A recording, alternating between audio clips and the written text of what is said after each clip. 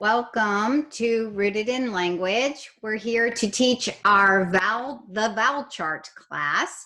It's a make and take class, so hopefully you have your materials in front of you and you're ready to join us today.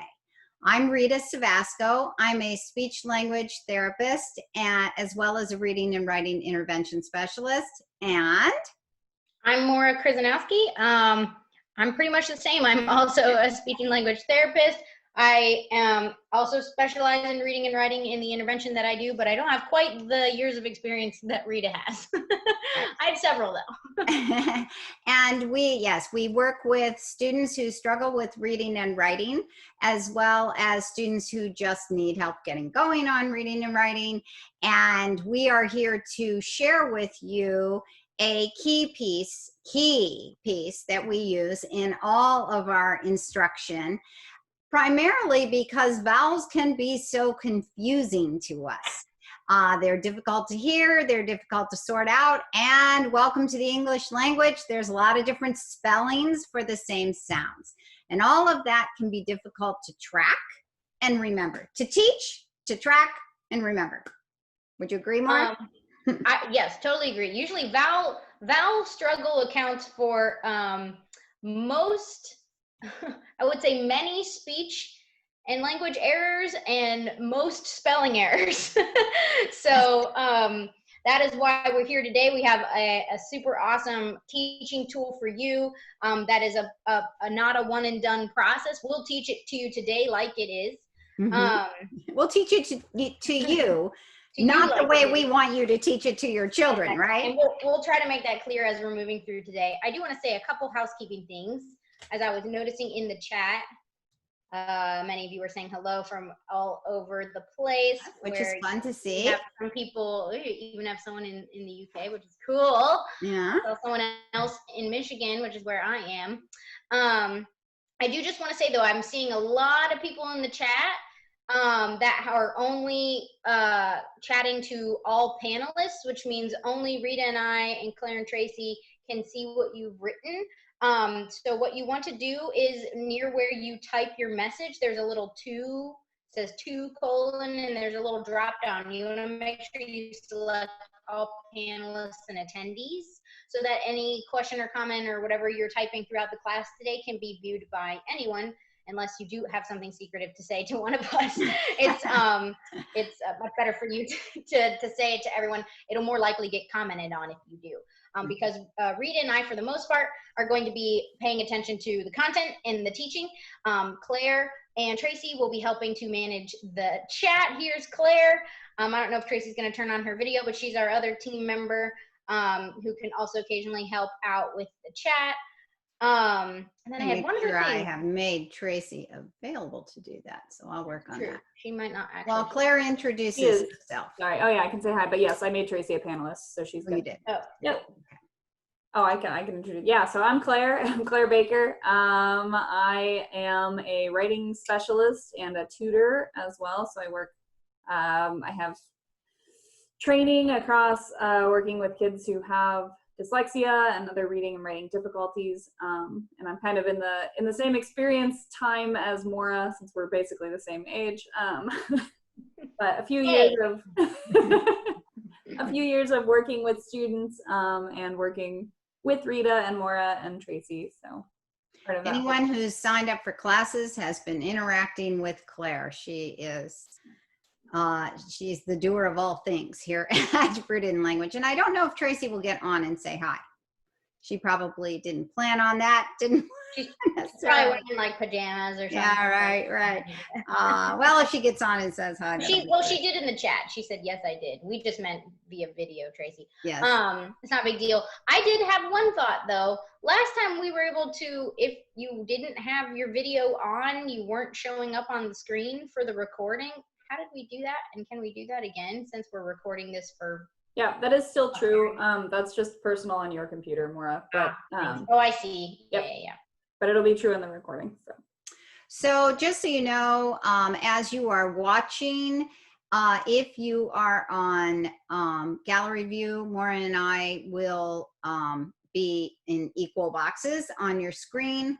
But if you if you wish to see what one of us is showing on a document camera and you would like it to fill your entire screen, if you go up into the right corner, usually of the right corner of the viewing box, not the whole Zoom box, but if you want to see me in all my glory, you go into my box in the top right corner, and there are 3 dots, and you can pin my screen. So if I'm showing you something you would like to see very close up, you have that opportunity. So just wanted to let you know that today as we're going along. We will be recording. We will be taking a bathroom break. Between me being menopausal and Maura being pregnant, you can guarantee there will be a bathroom break in this. I'm postmenopausal. I'm so postmenopausal. I'm not post anything. I'm right in the middle of pregnancy. So. Right in the middle of, you know, baby on the bladder. So yeah, right. if we will have a bathroom break, and that'll give you a chance to get more tea or water or iced tea or whatever your weather is inspiring you to have. Okay. So you should have gotten an instructional plan, an instructional guide, I believe we call it. No, instructional plan is what we call it, for the vowel chart class. You may have prepped materials to make this along with us. As Maura is giving an order of teaching, I will be building a chart to show you, and you can be building your own, okay? So that is up to you, or you can be setting it up. We do want to reiterate that the building of your own chart is not so that you go and hand it to your student and say, here's your vowel chart. It is for your reference as an educator so that you have a complete one to reference as you are building it over time when you introduce vowel information to your students. And fret not if you didn't print, if you didn't, you know, get paper and glue sticks and scissors and, you know, a file folder and all the materials that we use to build the vowel chart. There is a page in, several pages actually, in the document that you received today that show the entire thing. So you don't have to build it along with us today. It's just an opportunity to have that hands-on aspect, should you so choose. Right. This is a webinar, so we will likely not be continually responding to the chat. Claire and Tracy are in the chat, and so are some of our experienced parents who've been using Rooted in Language in the vowel chart. Veteran followers. Yeah, our veterans who've been using the vowel chart for a couple years. They are in the chat, so they will mostly be responding to chat. If you have a question that you would like us to address at the end of the class, put it in the Q&A section that you see along the bottom of your screen, and we will address questions at that time. You may discover, though, that some of your questions are answered as we go along. So I would suggest that you wait till we're a little further down the road, just jot them to yourself and then get them in the Q&A. Okay, does that make sense? We are going to begin on page 3. And what we always like to do is remind you of some of the Rooted in Language principles, teaching principles. This is based on decades of experience, a lot of research. Page 2, I believe. Mine says 2. Yes, I think I have the new print out, Maura. I just printed mine. Oh, you did? Oh, so maybe I don't have the new print. Sorry, do you have 2 pages ahead of the teaching principles? Claire, will you clarify for us, or Tracy, what page has the Rooted in Language teaching principles? It's the first page with content on it, and it's called Rooted in Language teaching principles. That's where you should be. Yeah, it says 3. Okay, I'm sorry. Mine must be missing 1 page somehow. Okay, so Maura, if you would begin reviewing a few of the principles that are important. Yeah, we're not going to review all of these. There's 8 on here. But we will point out a couple. So I'm going to talk about principle 2 and 3. So number 2 is kind of a maxim, if you will, that we say all the time, that no one learns to swim by drowning. This, it essentially means what it sounds like. We want our students to learn to swim. In this case, that would be gaining any reading and writing skill. So related to vowels, that's pretty much everything. That's reading, that's writing, that's spelling, that's handwriting, right? We want them to become proficient swimmers in all of those skills. But if we toss everything at them at once, and I'm not just talking about struggling learners here, although this is particularly true for struggling learners, but this can be true for any child at any stage who is gaining a new skill, whether you're typical or struggling. If we throw everything at them and say, okay, you know, now I've taught you, now I expect you to be 100% proficient because we had this, you know, one lesson and here it is, then likely they will feel like they've just been thrown in the deep end without a whole lot of practice with the strokes. They need to develop some level of autonomy, some level of automaticity in order to be able to engage in a skill without drowning. So if you've ever tried to learn something new and the whole experience was a major flop and you feel like you just failed the entire time, ask yourself if you feel like you learned a whole lot. And the answer tends to be no. And the answer often is, and I never did it again, right? When you experience a lot of failure, we tend to not go, wow, I'm great at that, I'm gonna keep doing it. I can't wait to experience failure again. Can't wait to jump back in, right? So we want to try to avoid the drowning sensation with any reading and writing skill, and quite frankly, any new skill you learn throughout your life, right? As much as we can. And we achieve that through number 3. So if you look at number 3, that says provide explicit training or explicit teaching.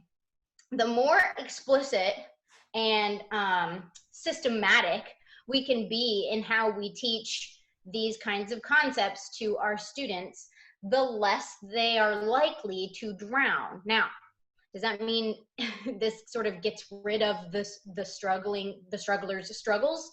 Not necessarily, but it'll certainly help account for a lot of the struggle they experience, right? They may still have some difficulty with these skills, but it will help really support a lot of their struggle such that they're not feeling constant failure. They are able to experience some success.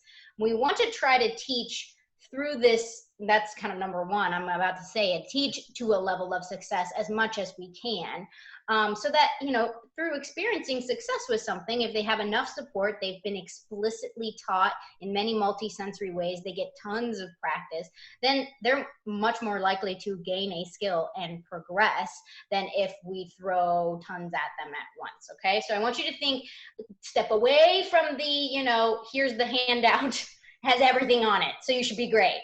And more, okay, this is gonna have to be broken down in a lot of small manageable bits over time that we're working on slowly applying so you become really proficient before I add that next piece, or at least semi-proficient before I add that next piece. And the other thing about that is that that means that if your child needs to stay with short vowel sounds longer than is grade level, before they start getting confused by more vowels, then that's what they need to do, because we are always teaching to this level of success. And if we keep doing that, if we keep taking step by step by step, they will eventually get there. But we don't get them there by tossing them in the water and saying, go, swim, be free. Move your legs. Nor, we're on to number 5 now, nor can we say, hey, here's the vowel chart. Let's put that away and do our copy work. What we need to do is, as we teach, we train up skills in listening, speaking, reading, writing, and we work on consolidating those skills. So we often practice this consolidation in our copy work, in our dictation, in our editing, in our original writing, and in our reading. That's where all these skills have to be used together to be successful.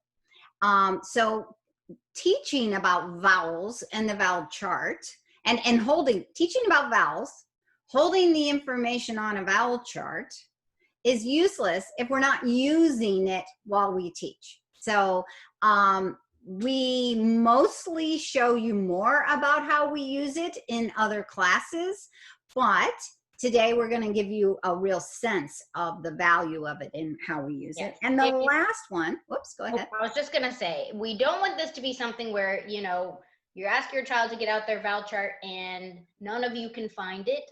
If you find yourself in that situation, it's probably not being used to its fullest potential. Just keep that in mind. Right. Maura and I were talking the other day as we were prepping for this class about how much we dislike it when we say to one of our students, get out your vowel chart, and they look at their mom and say, where's my vowel chart, right? Like that's not ownership. So we're going for every child has a vowel chart. It's not a family vowel chart.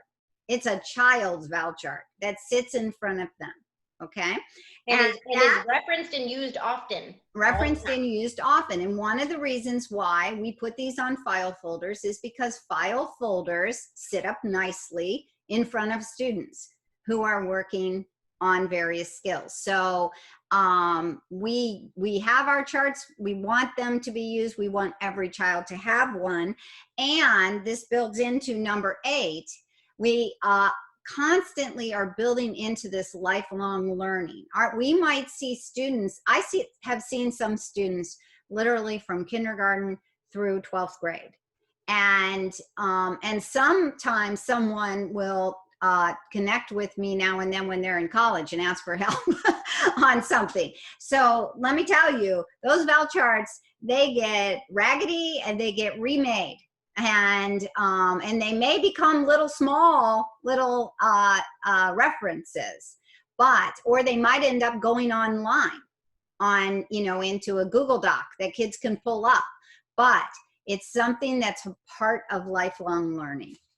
And I have to say, I was never a great speller as a kid. I visualized my vowel chart all the time. My goal is eventually kids will be able to hold that picture in their head, but because we always want it to be a resource for them. Okay? Did you go over 8? I don't know if you went over principle 8 was the last one you wanted to discuss. Constantly review for lifelong learning. Yeah, you were sort of just talking about that. Yeah, I was kind of getting to that idea that this is constant. It goes across grade levels. Okay? So we are going to move on now. We're going to do a little theory around vowels. We're going to teach you what vowels are. We're going to give you the speech therapist view on what a vowel is. And so we are turning. Which, by the way, may conflict with some other things you read. I just want to say that SLPs are very entrenched in sounds and symbols and what we call the world of phonology and how that basically affects all areas of the language system. But there are other fields of study that will move in and out of this realm as well and may have some other theories. So we just want to let you know that you may hear us say something and then read something that feels kind of like majorly different. And we just always want you to be trying to kind of reconcile with that information based on what you feel is actually most multi-sensory and most helpful for a student's learning and being able to solidify that information for their use. Okay, so always consider that. There's some other term that feels more correct, but a student can't possibly ever remember it.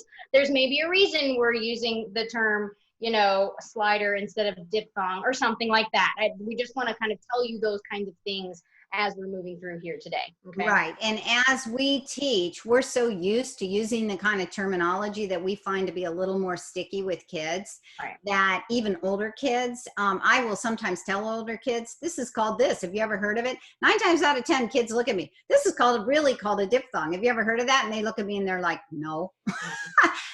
And that means nothing to me. But the big thing is we try to use terms that we feel convey what we want kids to know about that sound, not just what it's called. Okay. So if you will turn to page 4, we're going to be talking about some of our principles about building the vowel chart. And at the top of the page, you'll notice there's some bullets there. And I really want you to learn a little bit about this and why we teach the vowel chart the way we do, okay? So the first is that we present and organize vowels by their sounds, not by the way they look. And we do this because we know that reading and writing is built on the oral language system, speaking and listening. If I say dog, you connect to meaning, and then I teach you eventually there are sounds in dog, and then you learn that ah sound you hear in dog is represented with an O. So we don't come to learning language with this blank slate. Here's this circle, we call it an O. It makes an ah sound. That ah sound is found in the word dog. And do you know what a dog is? Here's what a dog is. Let's say that word together. That's not the way the language system works. We have an oral language system with vocabulary, with meaning, that we already as speakers cognitively have been tracking sounds and sequencing sounds and recalling sounds in sequence. We don't think about that, but if you say dog, you are retrieving from your phonological system these three sounds and putting them together. And you're immediately attaching them to meaning of what a dog is. That's where every reader starts. And that is the way the brain is organized. And that's the way we reflect that organization on our vowel chart. Would you like to say something more? Yes, I just wanted to point out that when she was sort of giving that backwards approach to teaching, it may not have sounded so backwards to many of you, because there are programs out there that teach it kind of in that order. They don't teach from a, how the language system is actually set up cognitively, how our brains attach to meaning. It's really more set up from this, there's a lot of information and we're just going to kind of string it all together, not in necessarily a way that follows the patterns that our brain tends to make naturally. So just because we're like, haha, isn't that funny, doesn't mean it's not out there. So no. we want you to kind of know that. So if I was doing flashcards with a student, what I want to know is, when you hear ah, how would you represent that? Not, here's an A. What are some sounds the letter A can make? Ah and ah and A. Okay, so that kind of probably cued you in to the kind of programs that are going down two different paths here. And at Rooted in Language, I mean, I will die on this hill, and I have the research to take with me in battle, okay? That this is the way it needs to be organized. I see lots of students who've been in all kinds of work in the other direction, and they don't really start making progress till we do it the way the system needs to be organized. So I really want you to hear that point as we build this vowel chart and as you progress this year in teaching your children, okay? Can you tell I was really passionate about that one? The next one is that we want to build and secure this knowledge of vowels, so that we help kids get this automatic recall and usage. So we build it as the student learns. We don't start out with a full chart. The very first chart might only have 5 short vowel sounds on it, might only have 2, depends on the student, right?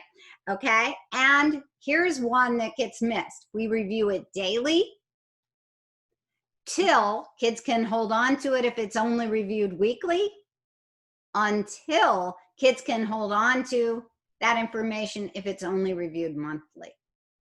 So, and it's, if you have a struggling learner, you probably can't go less than every month. If you have learners who do not struggle in reading and writing, you might review it once a year.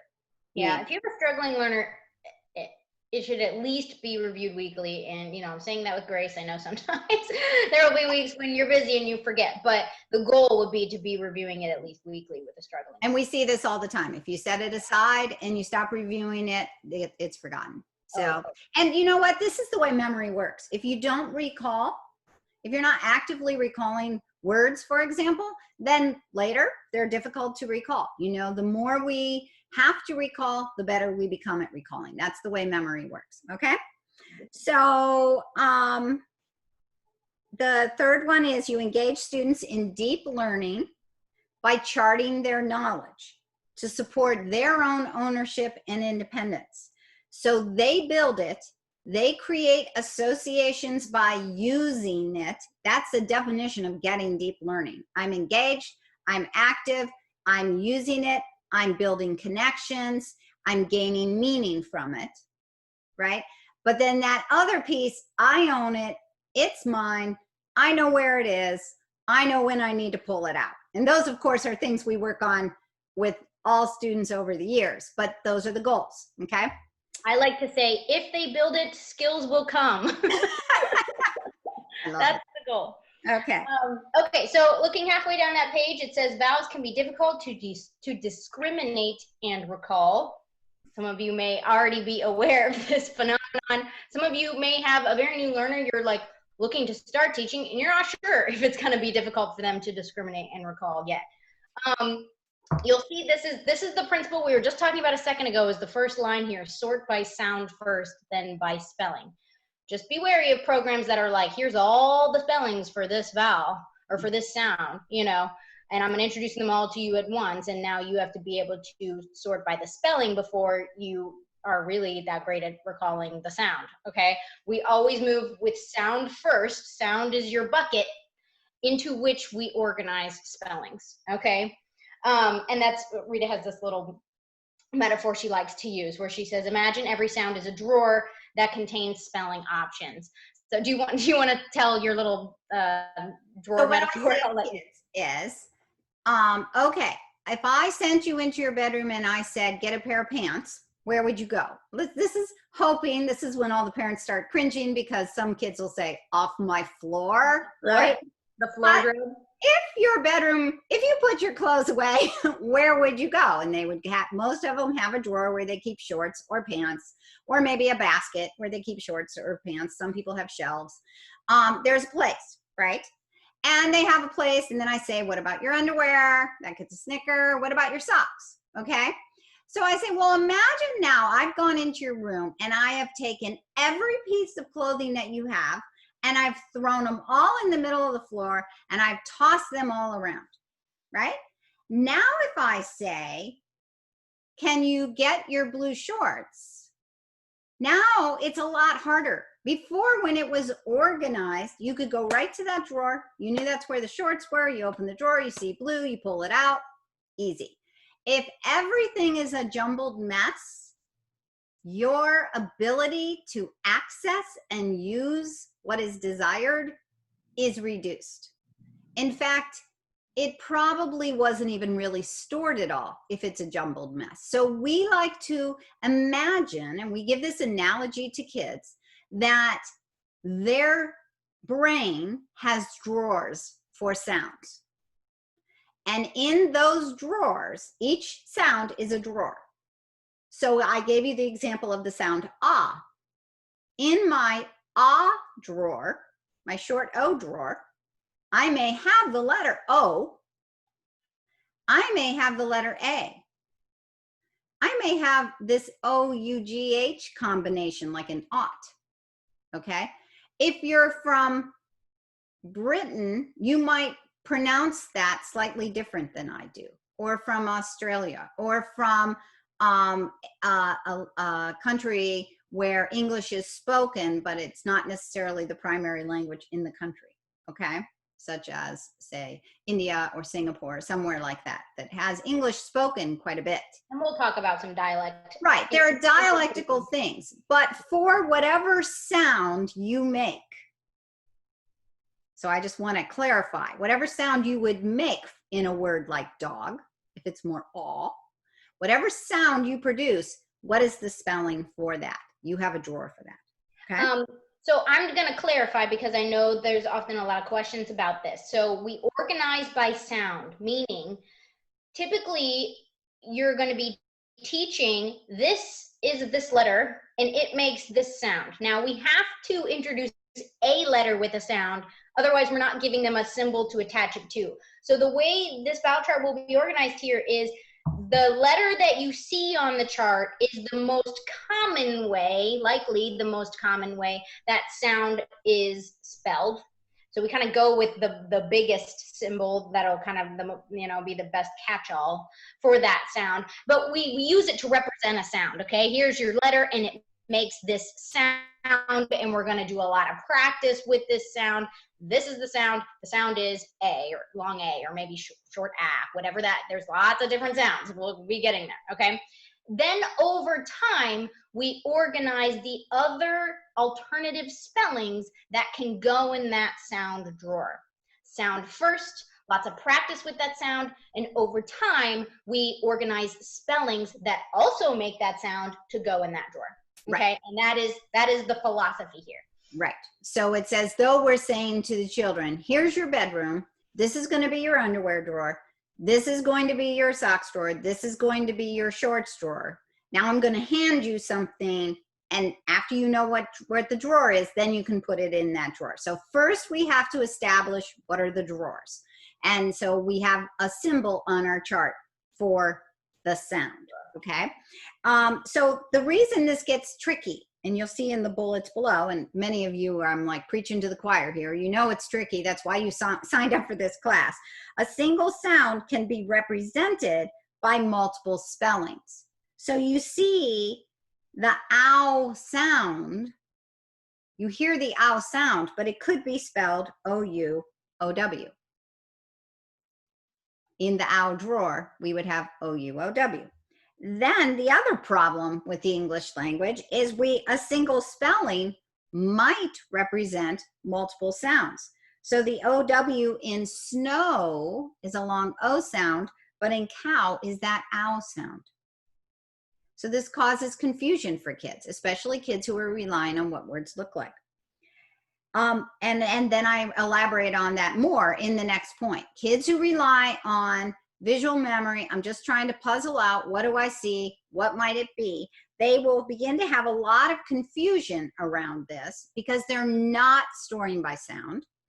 And so they will, or we're teaching them to store by sound, but they're still holding on to this strategy of trying to organize by what they see. And they'll particularly have trouble with anything with an O spelling in it because we have a lot of those and there's a lot of overlap. So they'll confuse, for example, things that look similar like OU and OA, or they'll AU and OU, they might confuse. And another one we were going to add on here, but I didn't get it on, is OW and AW. Those are typical kinds of errors kids make when they're not storing well by sound, okay? And so we really look into that as we go along. And their working memory is now being taxed because they weren't storing in the most efficient way, right? Have you ever like moved? I did this once. I moved to the house we live in now and I organized my whole kitchen.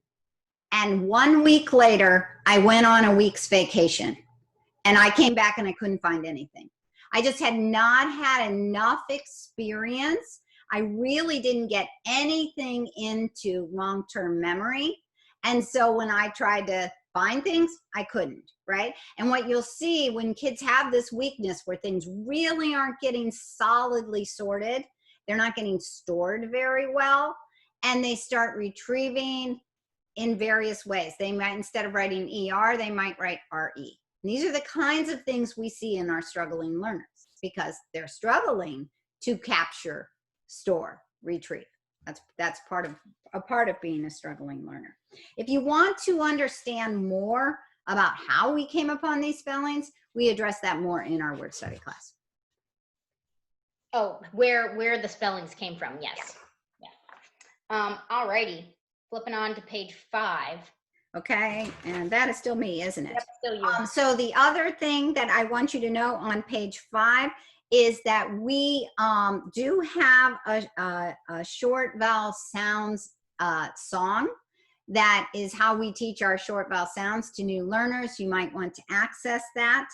And also, we dig really deeply into teaching each sound in our phonics and spelling class. This class is much more an overview of what are vowels, how do they work, why are they so complicated, how can we support them in working memory by our approach and our support of using a vowel chart. And then we break that down further for you in the phonics and spelling class. We can't do it all today, okay?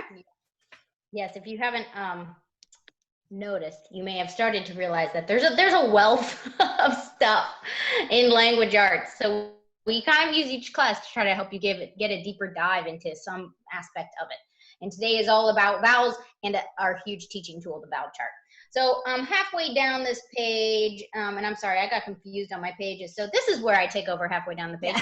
How American English speakers form vowel sounds is basically a nod to the knowledge that there's dialects out there, and dialects differ. And we understand that we are teaching this class from an American English perspective.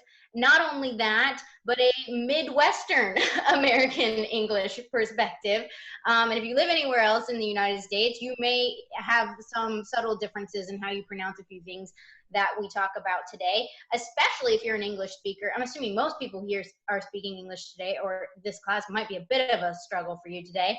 But whether you are an English speaker in another country where English is spoken primarily, or maybe you learned English as a second language, so there's this layered dialect on top of having learned English, and it's a dialect that's really from a different language that you have layered on top of English. There's many places where dialects come from and dialect changes, and we do want to acknowledge that. SOPs in particular are very in tune with that kind of thing and those kinds of changes because it's part of what we study. So we will talk about that a little bit today. Basically, in order for vowels to be different from each other, regardless of the dialect that you use, happens by the shape our mouth makes, okay? And in particular, vowels are very, very sensitive to the opening, the amount of space between the top and bottom of your mouth, as opposed to consonants, which aren't quite as sensitive to the opening of your mouth as a vowel is, okay? So what you'll see here is that there are a few vowels that I would say in most dialects of English tend to be very similar and are most difficult for our students to discriminate. In that second bullet there, it says that the short E and the short I, which would be eh and I, are very, very close in this American English dialect. They're pretty close in other English dialects as well, and are often a big sticking point for many of our students. We have to spend a lot of time there. We got to really be careful about how we're asking them to discriminate and be picky about their responses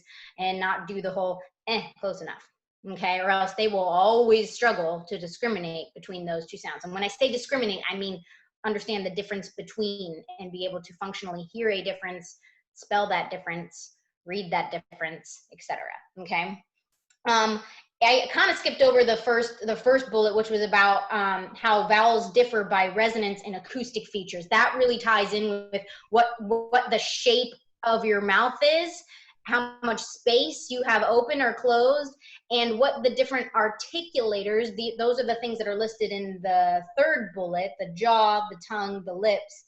Not so much the teeth for vowels, but they're in your mouth, so they're part of that space. And basically how those are being sort of used to change the space and the features of that space such that the sound comes out a little bit different. But unlike a consonant, vowels really differ by just some slight movements kind of up and down of your mouth, mostly your jaw and your tongue. Your lips obviously are part of that opening or closing, so they're involved too. But there's a lot sort of less tactily that you can attach to as a person when you pronounce a vowel, which is part of what makes the differences between vowel sounds very difficult for kids, and especially kids who have any kind of phonological or sound processing struggle. There's just not as much physical information or feedback coming back at them for a vowel change as there is for a consonant. So we end up getting in this space where you have many vowels, all of which maybe differ by a tiniest bit of movement in your mouth, and your child is asked to tell the difference and feel the difference, and that can be very, very tricky. We're going to do what's the word I'm looking for? We're going to really do them a favor if we are trying to help them attach to as much tactile information as we can, because while there is little there, the most we can attach to is very important, rather than saying, they all feel the same, so don't worry about what your mouth is doing. We don't want that. We want to try to involve the physical as much as we can. And you know, babies are doing this when Yeah. they are learning to coo and they're moving their mouths around and they're getting all this different kind of shape and And sound to vocal their play. mouths. Yeah. It's just lovely. It's so wonderful. But what you also need to realize is there is a lot going on in the phonological system. Babies are attuned to the sounds of their own language in a way that they quickly acclimate to the sounds of their language, and they start ignoring sounds that are not in their language. Babies' sucking patterns change when we change sounds. I mean, there's so much research about how long your kids have been developing these phonological skills.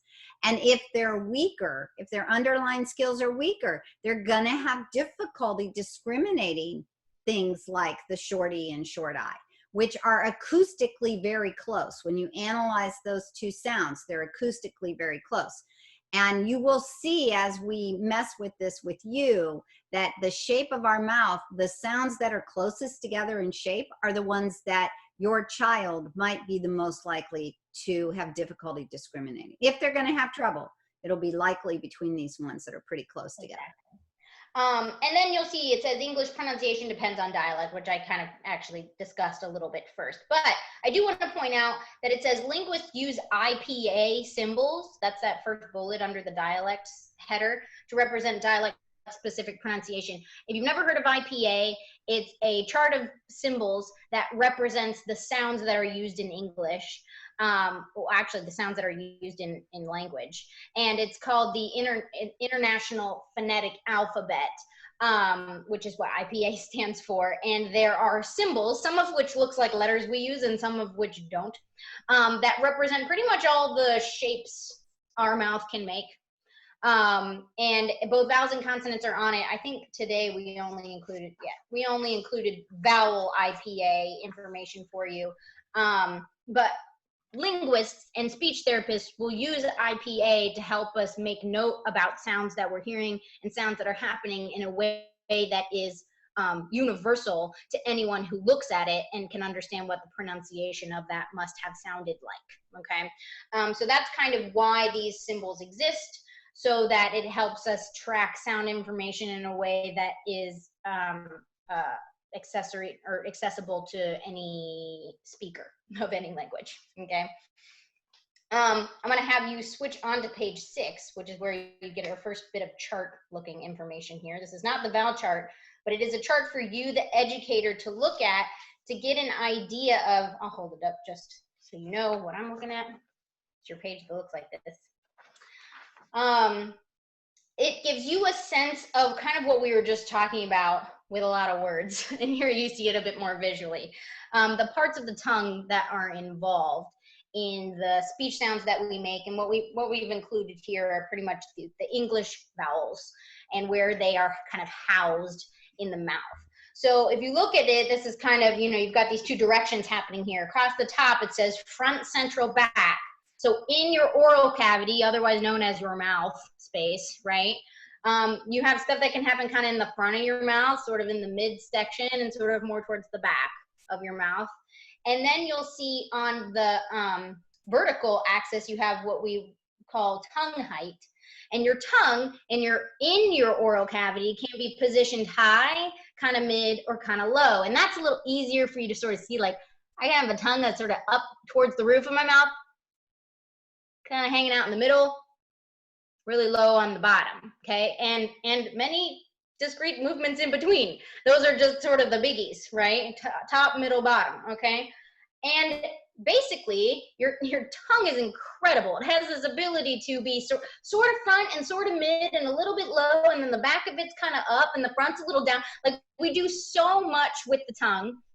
And what's neat is if you ever get the chance in your life, and actually you can easily Google or YouTube this kind of thing, to see tongue movement during speech on like an ultrasound, the rapid movement and the specific shapes that our tongues are making are just incredible. You don't even realize what's happening. So here we are asking kids to be like, come on, hone in on this sound. It just sounds like this. And just based on what they hear, they're supposed to mimic some very specific shape to recreate that sound. Seems easy when everything's fallen into place for you. Not actually so easy in practice, given the complexity of what your mouth is really doing. So what you can see on this chart we've used, it might look a little bit like gibberish because what we have on here are the IPA symbols, some of which look like a familiar letter and some of which don't. And before you think, well, at least I know the familiar ones, you probably don't, because they often don't represent what you think they do. So that's why we gave example words next to every symbol so you can get a sense of what sound is actually intended with that symbol. So what you see is what looks like a little lowercase I, basically in that high front peak there, is actually the long E sound, as in the word beat. And what that is showing you is that your tongue height should be high and should be kind of towards the front of your oral cavity to make the E sound. And by the way, it's like, look, I'm making E. Can't you see what my tongue is doing? E. No, you can't, because my teeth are in the way. Vowels are often not super visible, unlike consonants, which can be much more visible. So it can also be difficult to demonstrate with kids because it's kind of hard to like see inside my mouth and make the correct sound at the same time. Do you have a comment? I feel like you were. I just thought you were going to do the demo, so I was getting. Yes, I will. I was getting there. I thought you were going to. I was like all ready to join, and then you said something else. So what I want to show you is that when we talk about sounds, the best visible articulator we have is typically your jaw height, because that's on the outside of your face, or at least part of it is, right? So we can have kids hold, sometimes I'll have them use this kind of thumb hold, or they might put a finger on their chin, or sometimes I'll have them stick a hand underneath their jaw so that you can really feel the difference between when it is closed or your jaw is kind of high versus when your jaw is all the way open and it has drop. And I get a real, like, I can feel that up and down movement with my hand. I like to hold it like this. Okay, so what I'll have them do when we're learning these vowel sounds is we really equate it to what shape is my mouth making and what is the order of vowels based upon the opening of the mouth. So unlike what you've heard all your life, which is we have, 5 vowels and they are A, E, I, O, U, which is just sort of random order of vowels. We have reordered vowels based on, I'm not actually sure where, I guess it's alphabetical, It's right? from the alphabetic, yeah. Oh yeah, it just occurred to me because I literally never think of them in that way anymore. We organize them by tongue height and jaw height, basically how much space is happening in your oral cavity. So from top to bottom on that left side of this chart, I would say E, I, ah. And I have kids work through the vowels in this way so that they can literally feel, oh, these vowels are sequential in a way that is more about the movement of what my mouth is doing than it is about the letter itself, right? This vowel moves to this vowel because I dropped my jaw. And then this vowel moves to this vowel because I dropped my jaw a little bit more. But notice those jaw movements. I'm not going like this. I'm not making huge ones. They're kind of small. E, I, ah. I mean, I probably moved about that much between all of those vowel sounds. So that is why this is pretty tough, okay? We do want you to do that exercise with your kids. Once you've got many vowels on your chart, you practice feeling them. As soon as you put those first short vowel sounds on there, you practice feeling them in order of their movement, not so much the order of the alphabet, okay? And you'll see that. And you can teach it in the extreme. You can first say E, now say ah. What happened to your mouth? Or E, ah. You can do 3. Right? I'm kind of going that high, mid, low. Then I might add E, I, ah, right? I'm starting to get the Oh, I added a, sorry. Is a little bit mid, so I didn't throw that one in there, but you can. And you'll see. We do it because order, we do the short vowel order, the short vowel song. You'll see our order of teaching as we move through. Sorry. This was just to show you that that these vowels are organized essentially by space in the mouth. Okay. Oh, this is still me. Okay, turn to page 7. This whole, aren't you going to do the back ones now? Oh, sorry. I didn't really go through all of these. I just wanted to kind of show them. Sorry, turn back to page 6. I just wanted to show you what this chart meant. You'll see that in the middle, we have what is called the schwa symbol, which is that upside down backwards looking E, and then this upside down V-ish looking thing, both of which kind of sound like One is a little more clear than the other, like a short vowel in the word cup, okay? Those we would call this kind of mid, they're low-ish with the tongue. They're kind of mid in the middle of your space.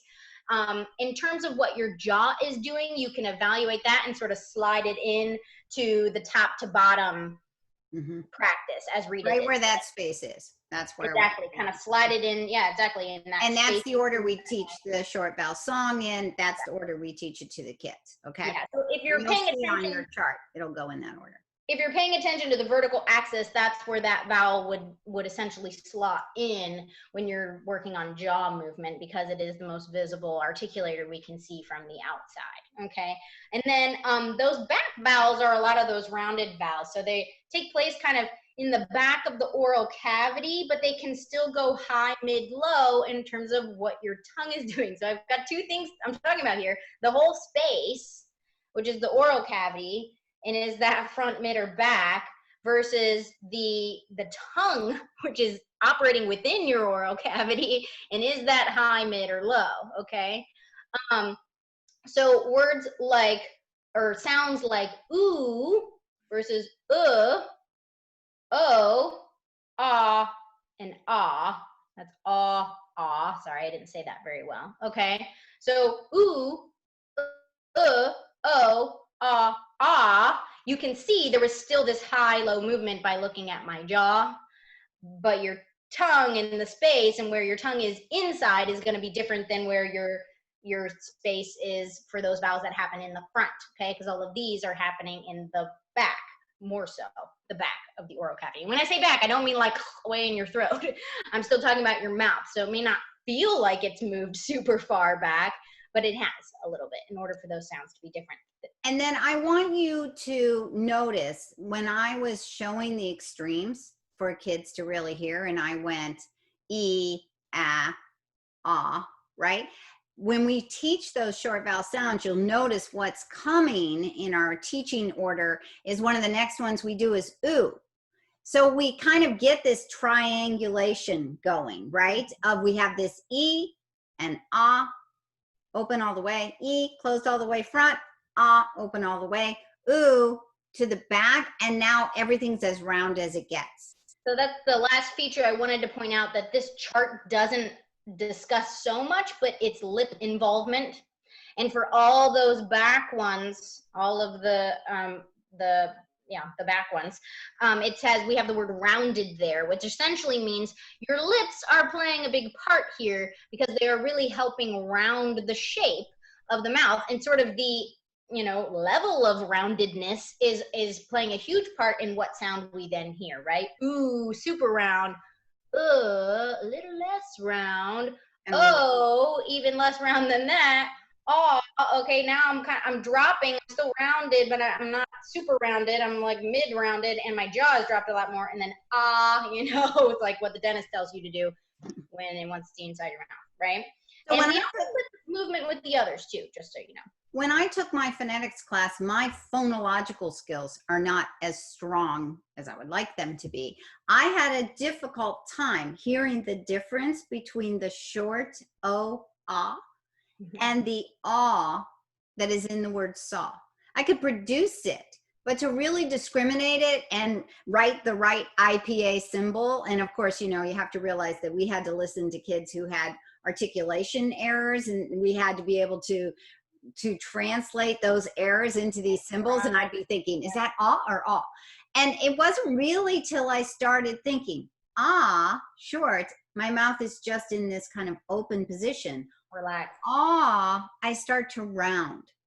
So if you're feeling like as more is going through this, wait, I'm not sure I got that difference. I see the spelling difference in the word you have there, but I'm not sure I'm hearing the difference.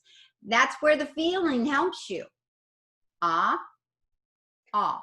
It's a great example because a lot of adults still struggle with ah versus ah, which is a little bit more rounded, like a lot of kids struggle with it and eh, which maybe to you now sound totally, like, how could you struggle with that? They're so different. Well, you've had a lot of practice, and actually some adults still do struggle with it and eh, just so you know, those are tough.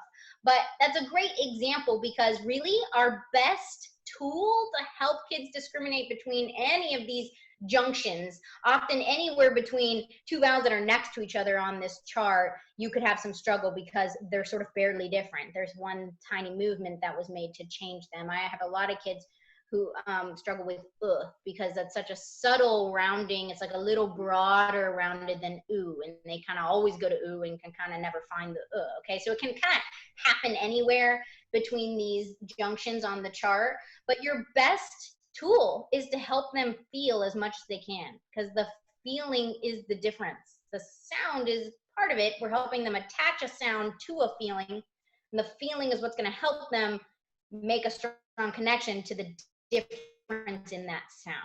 Okay, so if you think again about how babies babble, they start out with this ba ba ba ba, right? And pretty soon you get this do, do, do, do, do, do. Right? They gain all this muscular control. And the more your children engaged in lots of verbal play, probably the stronger they got in all of that, building into their phonological systems, building jaw strength, and so on, right? And playing with all of these lip movements. All of that was really building into it. Some kids, and we have evidence about that, aren't doing as much of that as others. And so we actually are getting them when we're working on vowels to get back to some of that sorting of information that they needed to do more of when they were young. Yep. All right. We're going to make more of Film Her Baby constantly so we can get lots of good footage of this when it happens, right? This child is going to be just like the rooted in language, just like guinea pig, basically. Yeah, as much poking as we can. I said poster child. Poking. Well, just at every stage, whatever they're going through. Yeah. Okay, so what we have for you on page 7 is the IPA vowel chart. This is not our student taught vowel chart. This is IPA. You'll notice it's not super friendly in terms of, looking at it and gleaning any meaning there. And what we tried to give you is the basically two sides. You're seeing the IPA symbols on the far left, and you're seeing what our equivalent drawer symbol would be on sort of in the middle of the chart here, what's going to go on their vowel chart. And I said drawer because that's going to be the symbol we use to represent the sound drawer that is eventually going to house many spellings for that sound. Okay, so just across the top you'll see this weird A-E looking thing.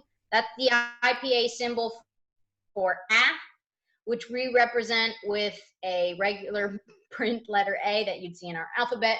And then we gave you, just in case you were still unsure, because, hey, the letter A could say a lot of things, right? We gave you an example word on the far right, cat. So that's that short A. Would you like me to read through all of these? I can.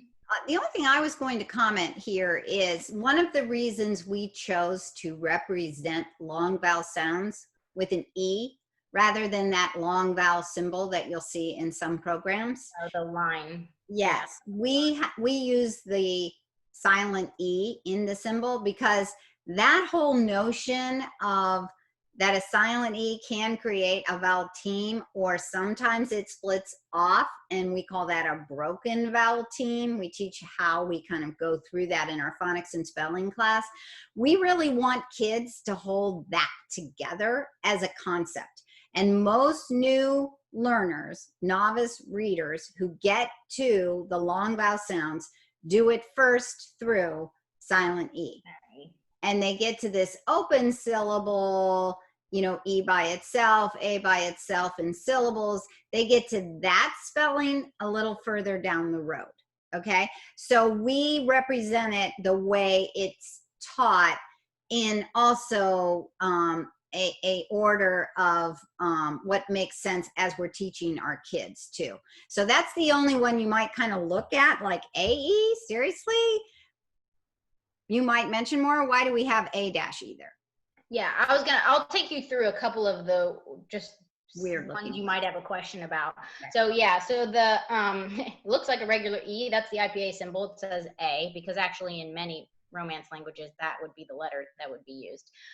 English is based in German and Latin and all kinds of things. So AE, we have a dash there because AE together is not really a spelling that you ever see in English, only from words that were directly taken from some other language might you see AE. So it's very uncommon that you would be using an AE vowel team as a productive spelling in a word in English. But we often see A broken, meaning the A is in the middle and the silent E is hanging out on the end, and together they are making a long A sound. So we put that little dash there, and we teach this with students and show them that when we have those dashes, we're showing a broken vowel team, and we never actually write the AE together on the chart at any point because it's always broken. Unlike the other ones, which are often together, and also often broken. So we will have the broken spelling be a spelling option, but they are often together and therefore will be together as their sound drawer representation on the chart. I also just wanted to point out too that when you see UE, and we have an example word there, cute. And if you look over at the IPA symbol for that, it says JU. What that's showing is that this is actually a sound that is what we tell students, what we call with students sliders. You may also hear the term diphthong, which means our mouths move from one position to another to create one sound. So a diphthong or a slider is two mouth movements, one vowel sound, which suddenly sounds like, well, how come it's not two vowel sounds? And the question is, or that is what kids really struggle with. They might feel like they're hearing two vowel sounds, but they're sort of being told it's one, or they might be trying to create one and they need to be producing two movements and they're not really, right? So this gets a little tricky, but when we're talking about you, we're talking about you, and you can watch my mouth slide, you, which is distinguished from, if you move down into the vowel teams section, the very first one there, ooh. So you'll notice in the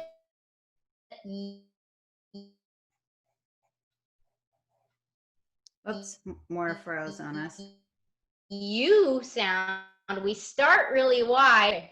Where should I restart from?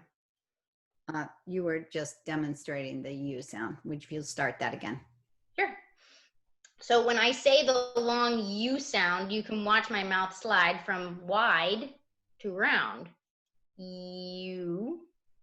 As opposed to the next sound down, which is just ooh.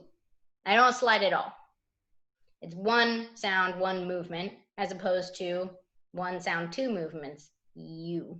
And we do help kids make these distinctions because there are some spelling implications, but also those are two different sounds. So they're gonna be kind of two different drawers. They're definitely two different drawers on their So we're getting a lot of breaking. Okay, so when we say we get picky, we mean it, because if we're, so are you, so I'm not sure who's breaking up. Oh, okay. I know you're breaking up for me too, so I'm not sure who it is. Maybe Claire can cue us on that. Who needs to be? Oh, I think, yeah. Claire says she only sees me break. Yeah, okay. Okay. Let me just back up for a minute. So the IPA symbol for the Y is a J. And again, remember, we can be like American centric here or English centric, where we think, why did they develop these international symbols that don't fit our English symbols? Because they're international, that's why. They didn't start from the epicenter of the English language, right? So So when you see that long U, you see a J in front of it. It's giving you that sense of that U, okay? We really hear a little more of the EU. That's what you're hearing.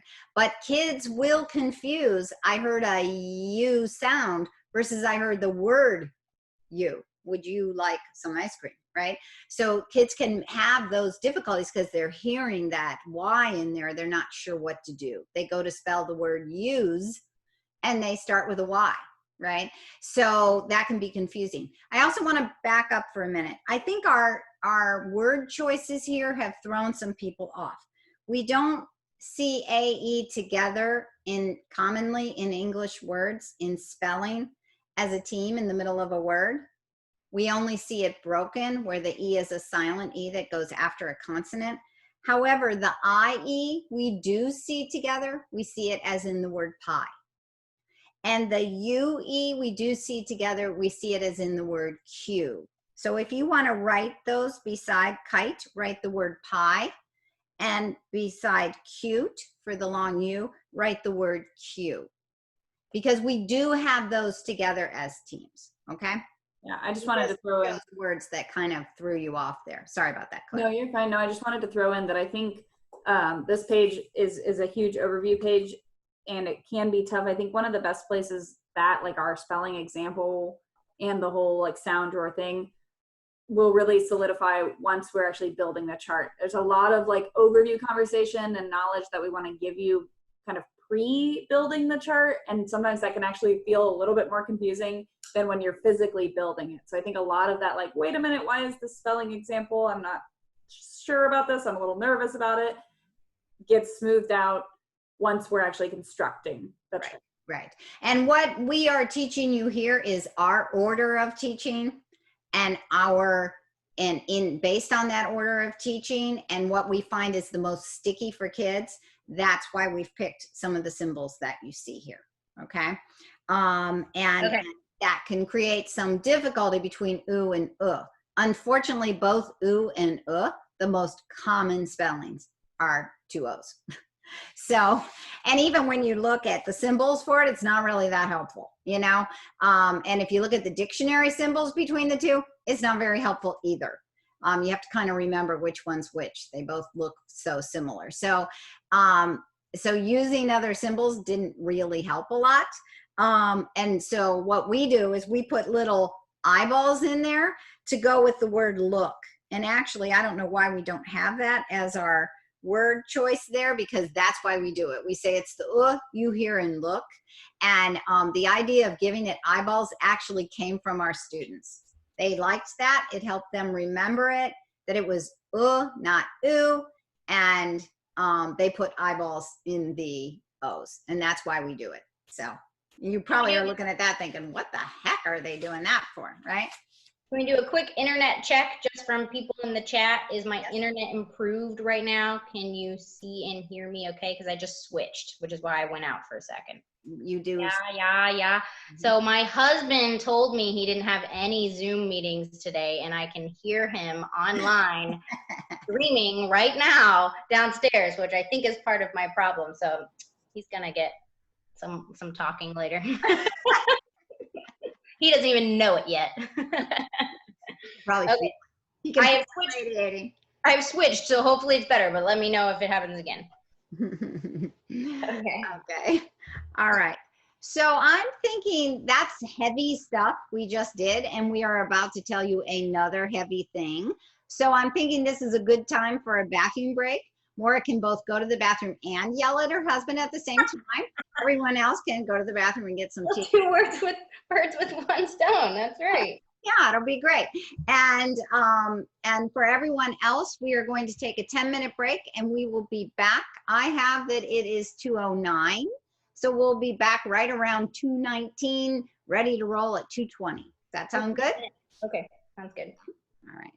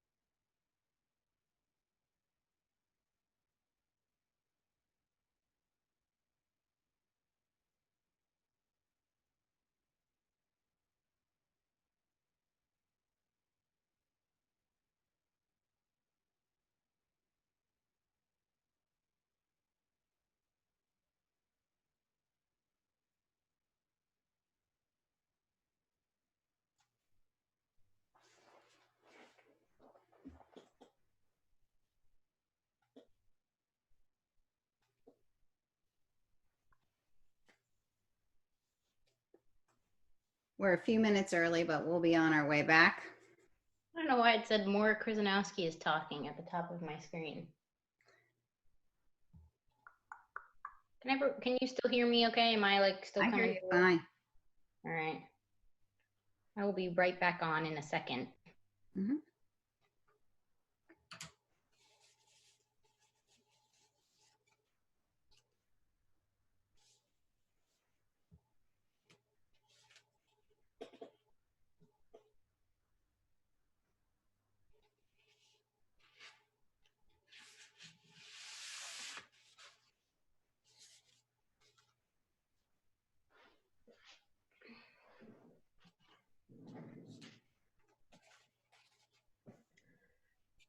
Before we start, did you see that I was gonna real quickly touch on something on the bottom of 7 before we begin the next page? I see it now. You okay with that, or do you want to just move on? Mm-hmm. I just wanted to mention one piece. It's fine. Okay. Good.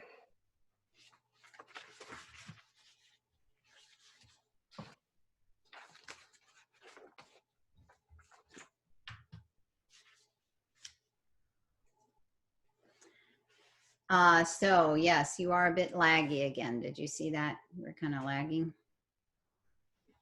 So just wanted to let you know. Doesn't look like it's lagging to me. And I'm on my most strong internet at this point. But I will try to address that when you are doing most of the teaching in a minute. Someone else said I'm good. Okay, good. Someone else said a bit laggy. Someone else said fine. So I don't know. Right, right. Well, it did go in and out. I will say that. So. Okay. I'm at the stage of the class where I've had a hot flash. So we know we must be about halfway. Okay, so it's time for us to get started again. And we are going to skip the schwa for now. Never fear, we are going to talk about it. But I think that if we can just kind of wrap up what Maura had been talking about and we get to some building so you can begin to put visuals with the sounds. So it'll make it a little easier, and then we'll go back and learn more about the schwa. Okay, so Maura, did you want to? I just wanted to briefly touch on the bossy R's, or the R-controlled section, and just mention that if you are unfamiliar with the concept of an R-controlled vowel, or what we often call with students a bossy R vowel, that's just basically a category of vowels that are kind of, they're basically dictated by the presence of the R sound, which we often consider to be a consonant sound. And the reason this happens is just because we have a few consonants that actually have more resonance in the oral cavity and therefore sound almost more vowel-like, or create more of a vowel-like sensation than your average consonant. And R is one of those vowels. The sound has the resonance of a vowel, even though we consider it a consonant. So does the L, the ol sound, has the resonance of a vowel, even though we consider it a consonant. R more than L, but both can cause equal confusion when reading and sounding and spelling words, because they can kind of serve the function of a vowel in many of our words. So, and yes, it is true too that the R consonant is a particularly difficult consonant, partially because of its vowel-like space, and also because of its articulation with the tongue is very particular and varies widely across dialects. So it's kind of a huge tricky thing in any language, and so that is why it kind of creates this whole category of vowels. And we'll get a little bit more into that when we teach the chart. I just wanted to point that out, but we talk a lot about it in the phonics and spelling Lang Path class. So for those of you who know what a schwa is and you are dying to hear about it, never fear, we are going to talk about it. But as I said, we're going to jump ahead and come back to it as we're building our chart. So I'm going to have you turn to page 9, where you have the sample of what our vowel chart looks like. And Maura, we said that I was going to do a PG review here, but I want to wait till after we build it before I do that. Whoops, sorry. Actually, I do want to point out a mistake, I think. On page 7, and tell me if this is just mine or not, but it sounds like not. We have corrected some things. We did redo this. Okay, go ahead. I just want to make sure that everyone is seeing an OR and an AR spelling on the vowel chart column for the bossy R's. Oh, we are not. Yeah. So good. I don't know. I could share my screen, but I could. So where you see car. Yeah. Where you see chore and car, the vowel chart spelling would be OR and AR, and that really should be there. There are some intentional blanks, but those two were not intentional. That was a mistake. No, I'm so glad you caught that. Yeah. And we will talk about that as we build a little more, those bossy R's, but what we call the bossy R's, they also are in many programs called R-controlled sound. So you are going to be skipping now page 8, and you are going to be moving to page 9. And I am going to open up my document camera so that you can see what this full vowel chart looks like when we've created it on a file. I want you to notice this is a file folder that is bent, right? And we have it spread open. And as I mentioned to you, we don't build this all at once. We do a little at a time, and then kids can have it sitting on the table and they can look at it. And when we start out, these cards are blank, and we're going to show you how we begin to fill up some of the different spellings as we teach. So the order of teaching, actually, I believe, Maura, were you going to? No, that's what I'm talking about. Okay. So the first thing I want you to think about are your short vowel sounds. And if you remember, we talked about that we like to put them in the order of the way our mouths move. That's the way we teach kids. So we have our I, a, ah.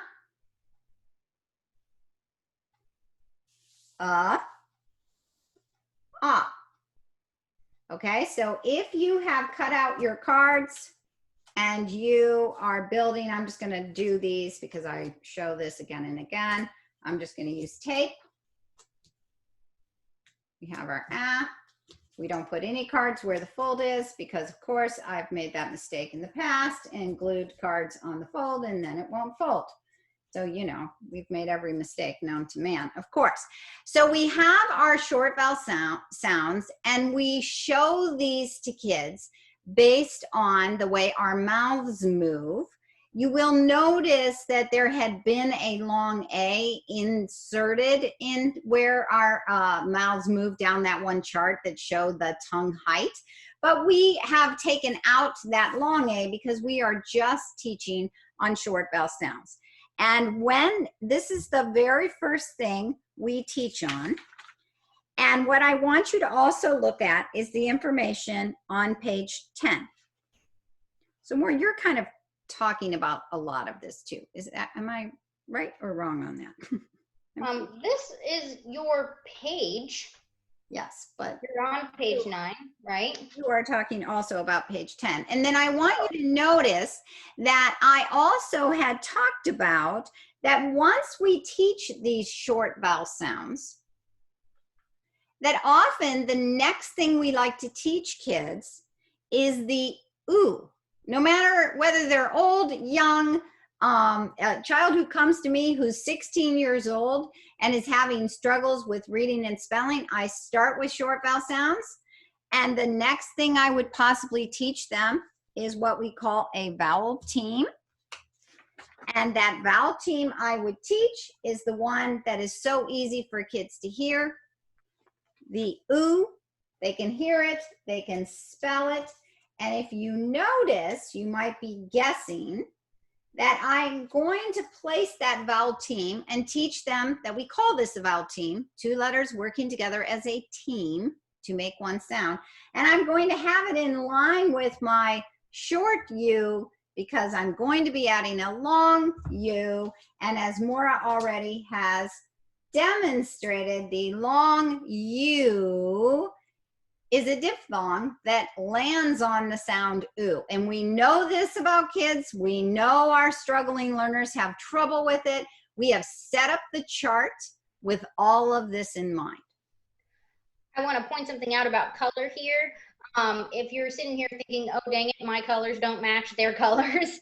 The biggest thing you just need to know about building this vowel chart is that we just choose a color per category of vowel. So if you're looking at that page 9 or you're looking at Rita's screen, you'll notice all her short vowels, it's not important that they're green. It's important that they're all green, that they're all one color.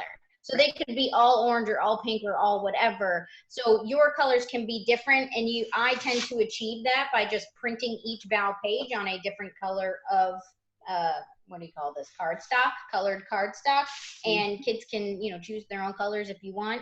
So you can see, yeah, that she happens to have them set up in the color scheme you're seeing there, but that color scheme could look really different depending on the colors that you Right, I let kids pick the colors if they want. It doesn't matter to me. What does matter to me is that if I'm going to review with a child, I could say to them, tell me your short vowel sounds. Point to and tell me your short vowel sounds. And this is one of the things we do with this chart is we review the sounds. Remember I said we want to do this daily?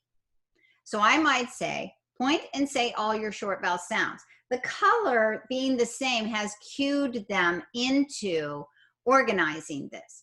Why are they organizing this? Well, one thing we know about working memory is most of us can only hold 3 to 5 chunks. And if we can put information in chunks, we can store it and retrieve it easier.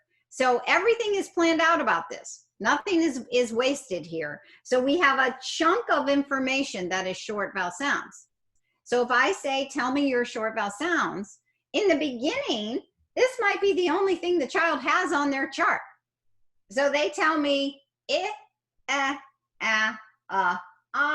then I'll say, tell me your point and tell me your vowel team sound, and they only have one, they say oo.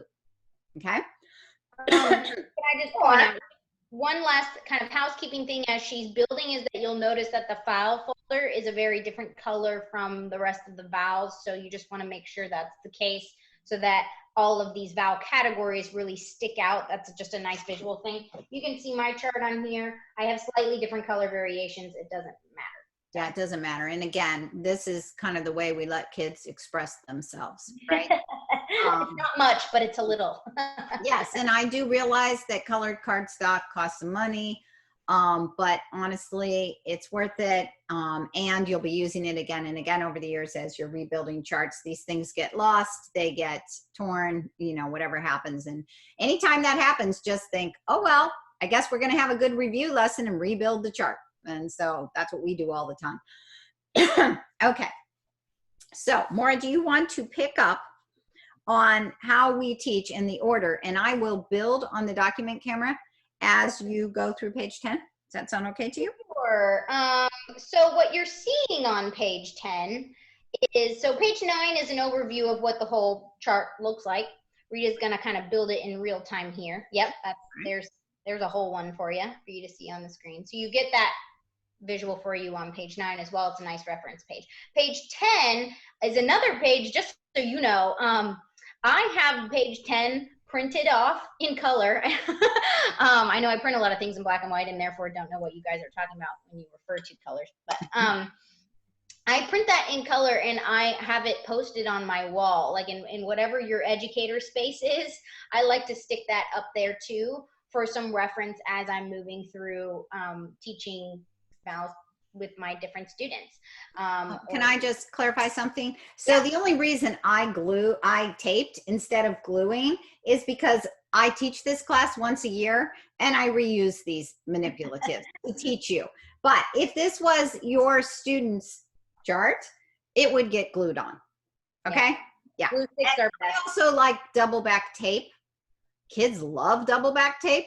I don't know why. They just do. Fun. And I mean, I love it because it's cleaner and lasts longer. They love it because they just love tape, right? But a lot of times I use double back tape. But Yeah. I just didn't for this class only, just so I can reuse these manipulatives whenever I teach. Okay? These are the two sticky adhesive options I usually like. If you get double back tape, it can be fun to get these little, I don't know, tape dispenser ones that you press down and it comes out like that. That can give you a real nice, precise stick, and kids just love to use this thing. So that's really fun. And then a glue stick is also a good option. Wet glue bottles can go haywire. So, okie doke. So page 10 is basically your teaching sequence overview. So if you're not on page 10, go ahead and flip to that. And basically what you'll see is that no matter the profile of student, we tend to start out the same way, where we teach short vowels first. That's that little box at the top, followed by the vowel team OO, which is represented on the vowel chart with 2 O's, okay? And then we ask ourselves, after we've sat here for a little while, so if you have a typical child who, you know, doesn't know how to read and you're starting to teach them how to read, your vowel chart for a little while is going to basically look like what you're seeing on Rita's screen. They will have their short vowels on it and they'll have their OO on it. In fact, they for a little while could just have their short vowels on it before you've added OO. That's pretty common. We wouldn't be adding a vowel team. We don't add a vowel team at the same time that we add the short vowels. And you'll notice that by the short vowels being above the OO, right, on your sequence. We introduce short vowels, we practice with short vowels, we do a lot with short vowels. The next thing you teach as a new lesson would be the OO. And then now they're responsible for short vowels and OO, and they do a lot of practice with that. Yes. Imagine those arrows that you see could represent months if they need to. At the kindergarten level, at the end of a kindergarten level, this might be all a child may know, depending on their progress. Yes. And their level of struggle too will inform. Typical kindergarten level. I can have a 16-year-old that this is all they know too, right? If they struggle, okay? So that's the reality. We're really teaching to a level of success. Yep. And then you'll see we have this little bubble underneath the OO that says reading level. And then we kind of diverge into general teaching orders, okay? If you're working with a child who's just a new reader and all of this is happening because they're just working through the typical process of learning new information, learning to read and write, then you're going to go left. And if you are working with a child which at this point you've identified as a struggling learner, then you may want to go right. So we tried to give you kind of 2 different teaching sequences to help account for, and we know this is broad and every child is different.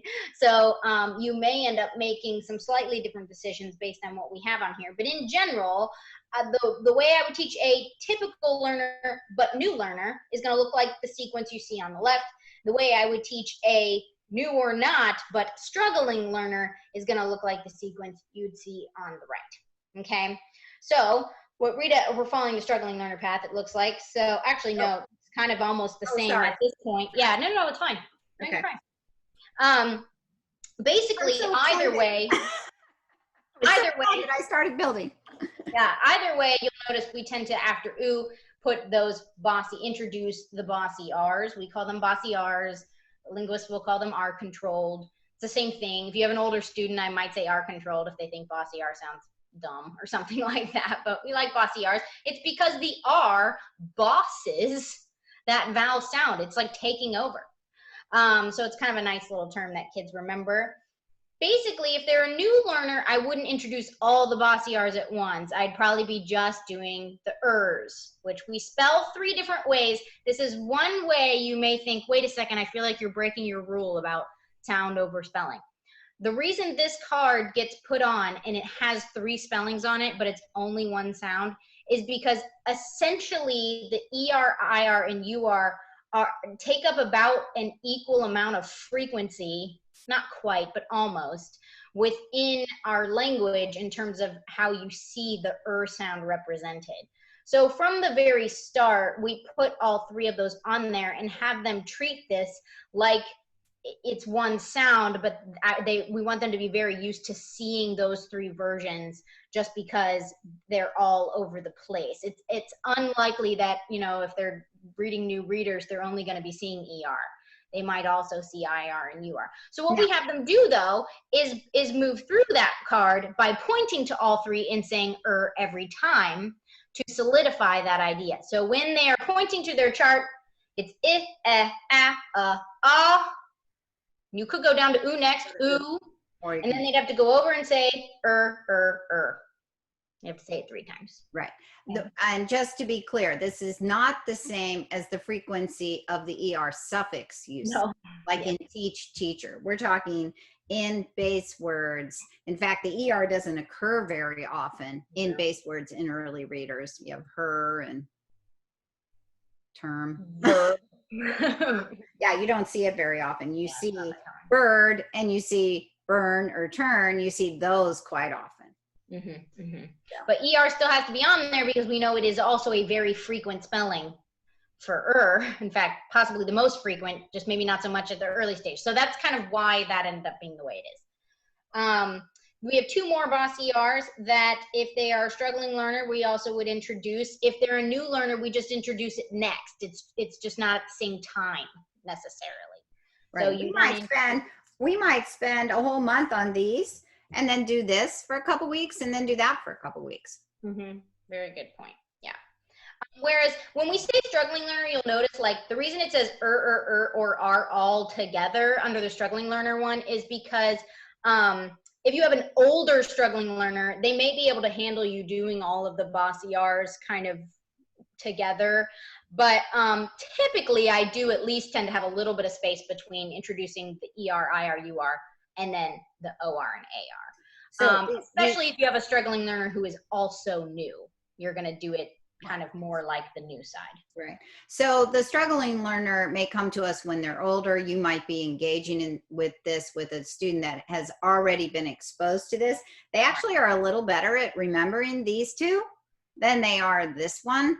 So sometimes as soon as you start talking about them, older kids will go, well, what about this? What about that? And we just have this tendency to kind of put them together because it's a way they can see, hey, I've had some success with this category of vowels, even though these are the ones I confuse spelling wise. Although I will tell you, a child with phonological processing struggle often does struggle between the OR and R, even though to us they might sound really different. I've had a lot of kids who confuse those two. So like I said, any place where you have ones that are sort of next to each other can be a malfunction at the junction, as Rita likes. So I'm going to do a PG review now. Show me all your short vowel sounds. You can be my student. Sorry, I'll be your student.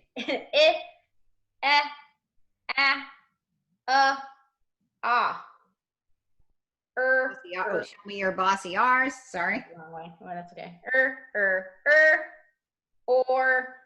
R. And what do we call this one where 2 letters make one sound? A vowel team. And what is the sound? Ooh. Good job. And I may also be random. I'm going to point. You say the sound. Or. Ooh. Okay, that kind of work, right? And that is tough for kids. That's great practice to do to help with their flexibility and their what we call automaticity. How quick are they making these associations? I might hand them these cards and say on the table, rebuild your vowel chart. Where do they go? Because I want them to begin to have that visual image that they actually can hold this image in their head. So I might do that as well. There's a lot of different ways we review. Yeah, save these documents that you get because you can reprint the vowel cards as many times as you need and use it for a lot of manipulative type review in addition to what's built on their vowel chart. And again, this order is based a lot on what we know about vowels, what we know about kids, what we know seems to work and particularly well for our struggling learners as they try to sort things out. Acoustically, there are challenges here. Acoustically, not as much challenge here or here. So now your child is having to hold a lot of vowels, but I'm going by not having too much acoustical challenge yet, right? This is always going to present a challenge. For some kids, these two present a challenge. Mm-hmm. For some kids, these two. I was going to say, I've seen challenges across almost every. And if you think about it, this is kind of the way your mouth moves. Those are very subtle acoustical changes, but you don't have problems necessarily here to here, right? So when you wonder, why are you guys doing this way? I'm using a program that does it in another direction. It's really based on decades of work and what we know is going on acoustically and how we feel like kids, especially kids who struggle, can sort. Okay. Yeah, sorting and organizing information efficiently.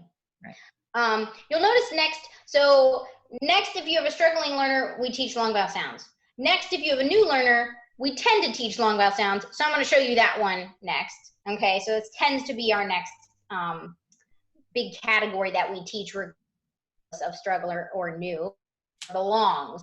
And what you'll notice is as Rita's putting them on, they kind of match or align with their sort of short vowel counterpart.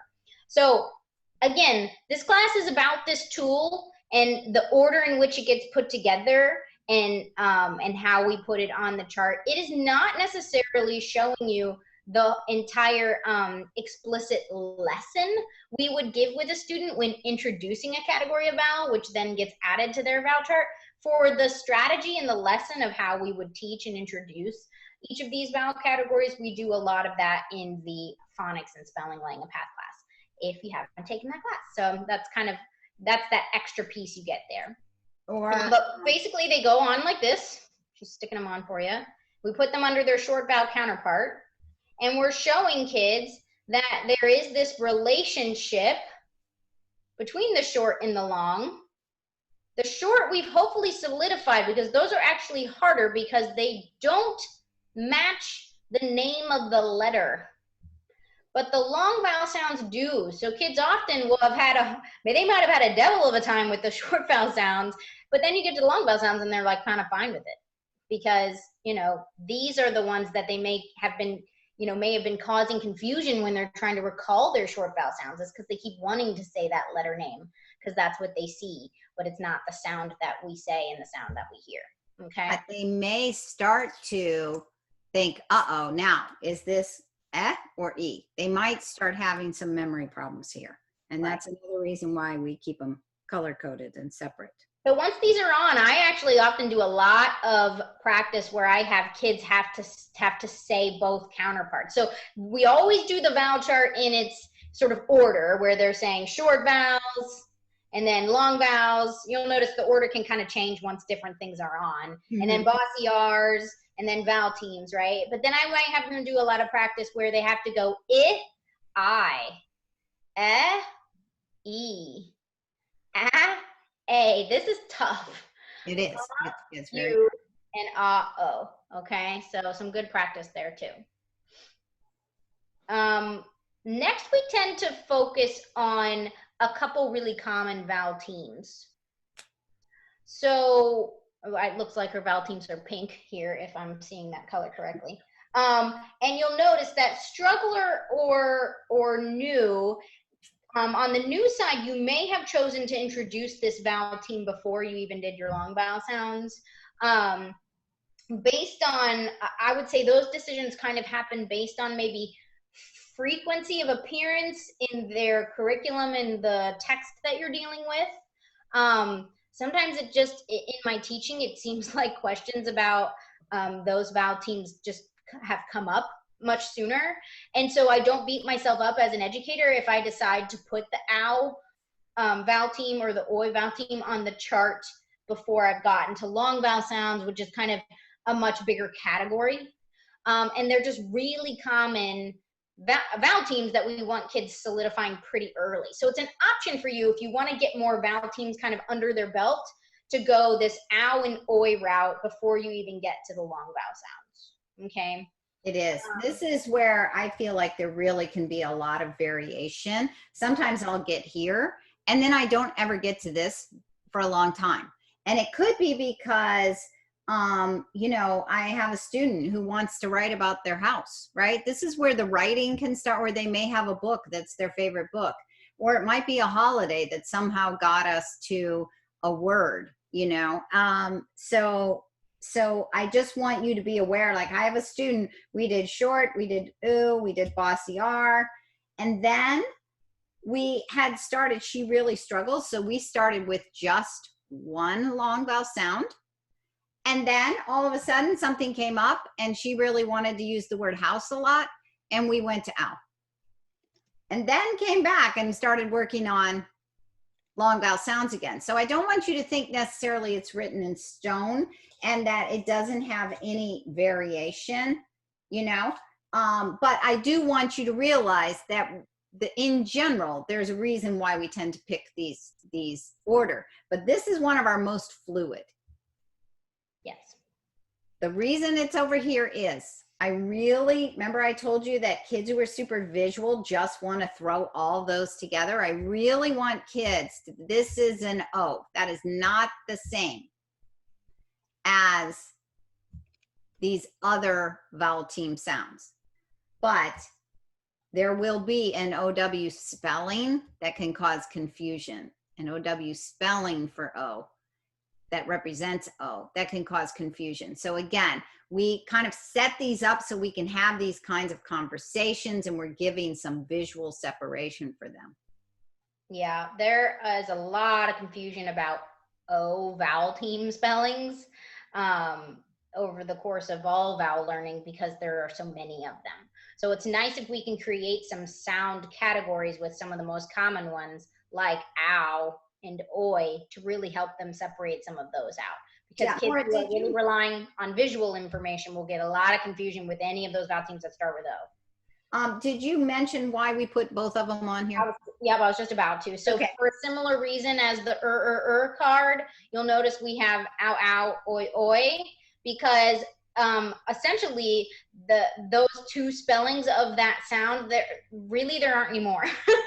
So when you hear ow, you're probably spelling it, I mean, there are the occasional exception. I never want to say never or always when it comes to English, but generally, if you're hearing ow, it's O-U or O-W. And if you're hearing oi, it's O-I or O-Y. And there's really no sense in only introducing one without the other at this stage because it's all based on position within a word. So just like before, because we're creating a sound category, we want the student to say it both times. So they just get a little bit solid in that there's these two ways, they're basically equal weight, right? So ow, ow, oi, oi, when they point to those cards. Okay, so Maura, I'm going to point again just for some random work. I might have already had her do it by category. I'm just going to random. Ow, ow. Ooh. Ah. Oi, oi. Okay, so that's the kind of, when we talk about reviewing every day, it could be that Maura just opens it up and I say, what are your 5 long vowel sounds? I might not even always do it always in order. Or tell me your short vowels with your long vowels. It's good to use those category names too and have kids try to be using those terms and recalling them because, you know, you can have some kids who really struggle with word retrieval. So if you're saying, point to your 5 long vowel sounds and they have no idea which ones those are, you want to really be doing a lot of practice like this. Yeah. And yes, we are going to be talking about all these spelling options, but what we want you to notice is when we are working on, as I had mentioned to you before, the reason we represent the long O as an OE, any of these long vowel sounds have E's with them because the next thing we teach is this single silent E, this what we call a broken vowel team. This is a vowel team, 2 letters make 1 sound, O. We break that vowel team in half and go on either side of a consonant in many words. So what I've already begun to show children is that this dark picture, this is the sound drawer. The sound drawer is O. In that sound drawer, they have now learned there are 2 ways to represent O. I can represent it with OE together or OE broken. So I might say, tell me the ways you can show O, and what they have to write down on their piece of paper is OE together, OE broken. And I try to get them to make that chant, OE together, OE broken. And I'm going to show you a little more about how we will fill some of these spellings up as we go. But, you know, we may now have come upon that we keep seeing the word water, or we keep seeing the word was. And we may have at some point, because of those issues, begun to write in some of the other spellings on the card. That's why the cards are shaped the way they are. So we can add some various spelling. So this is the sound drawer. In that sound drawer, we have the U sound. Another thing, another letter that might represent that sometimes is an A. No, there's some flexibility here. I just want to say. You notice she decided to move from sound for a second to spelling because the word was and from or whatever, those kinds of words are so common that by a young age, our kids are reading them a lot and may begin to have some vowel questions. So then you can shift into spelling for a second and add a spelling to a card based on frequency within what they're dealing with. Sure, we do that all the time. But I just want to point out that at this stage it can get a little confusing because, as I know some of you may be thinking or asking, you know, well, now OW is on the chart. How come we're not talking about that? How come when I point to it, I don't say ow, ow, oh? Like I don't also say that it says oh. Well, that's because that's not the O card. That's the ow card. So when we point to that one, it is ow. And if it's gonna say oh, it'll end up on the O sound card, which it will. We're just not there yet. And in fact, it's just not a great idea to introduce a new symbol, which is essentially what they're looking at, like OW, and introduce all the sounds it can make. We want them to solidify with a sound category first before we start organizing, and we organize by sound. So will OW end up on the O card? It will. But we're not going to do that now. We've just introduced that as a symbol for ow. Does that kind of make sense? And again, because what happens when you do it the other way is now you've taken all the clothes out of the drawer and you've thrown them in the middle of the floor. And that's why kids who aren't strong, kids who have strong processing skills, they do this in their brains. Yeah. Kids with weak processing skills don't. And they end up with a floor covered in a bunch of clothes and they can't find their favorite socks, right? So that's why we keep working toward the sound drawers and how it gets organized. Okay, Claire is definitely ready to tell us something. It's just a technical thing for you, Rita. If you can, when you're writing on your cards, write much darker or in pen and much larger. It's not readable. So. Yes, I was trying to save these cards for next time. So if you have an erasable pen, that would be my suggestion. Oh yeah, good idea. That'll work. I know you have many of. Yes, I do. Okay, I'm with you. Well. That's a very good point. So while she's erasing, I'm just going to point out that you'll notice that we're sort of most of the way down this sequence.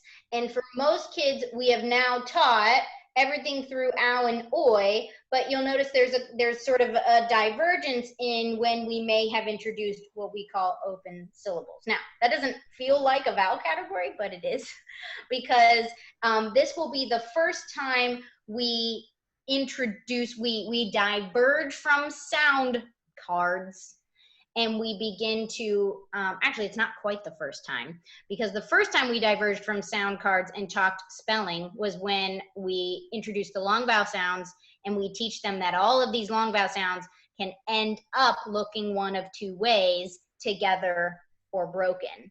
So the broken is a spelling that got put on the cards in that top right-hand corner. So if I'm introducing that, I have the long I sound, which is represented with IE. In the word pie, it's IE. But as soon as I hear a consonant after that long vowel sound, like pipe, now it's IE broken. So that's when a spelling gets added. Now we're back to not adding a vowel card, but adding a spelling, which is when you see that open syllable box, which is a little further down for a new learner than it is for a struggling learner, assuming the struggling learner is not also new, right? Assuming they are. If your struggling learner is also new, you'll be following the new learner side. I don't know if I made that clear. But if your struggling learner is also a new learner, you will be following the new learner side. It just might go slower.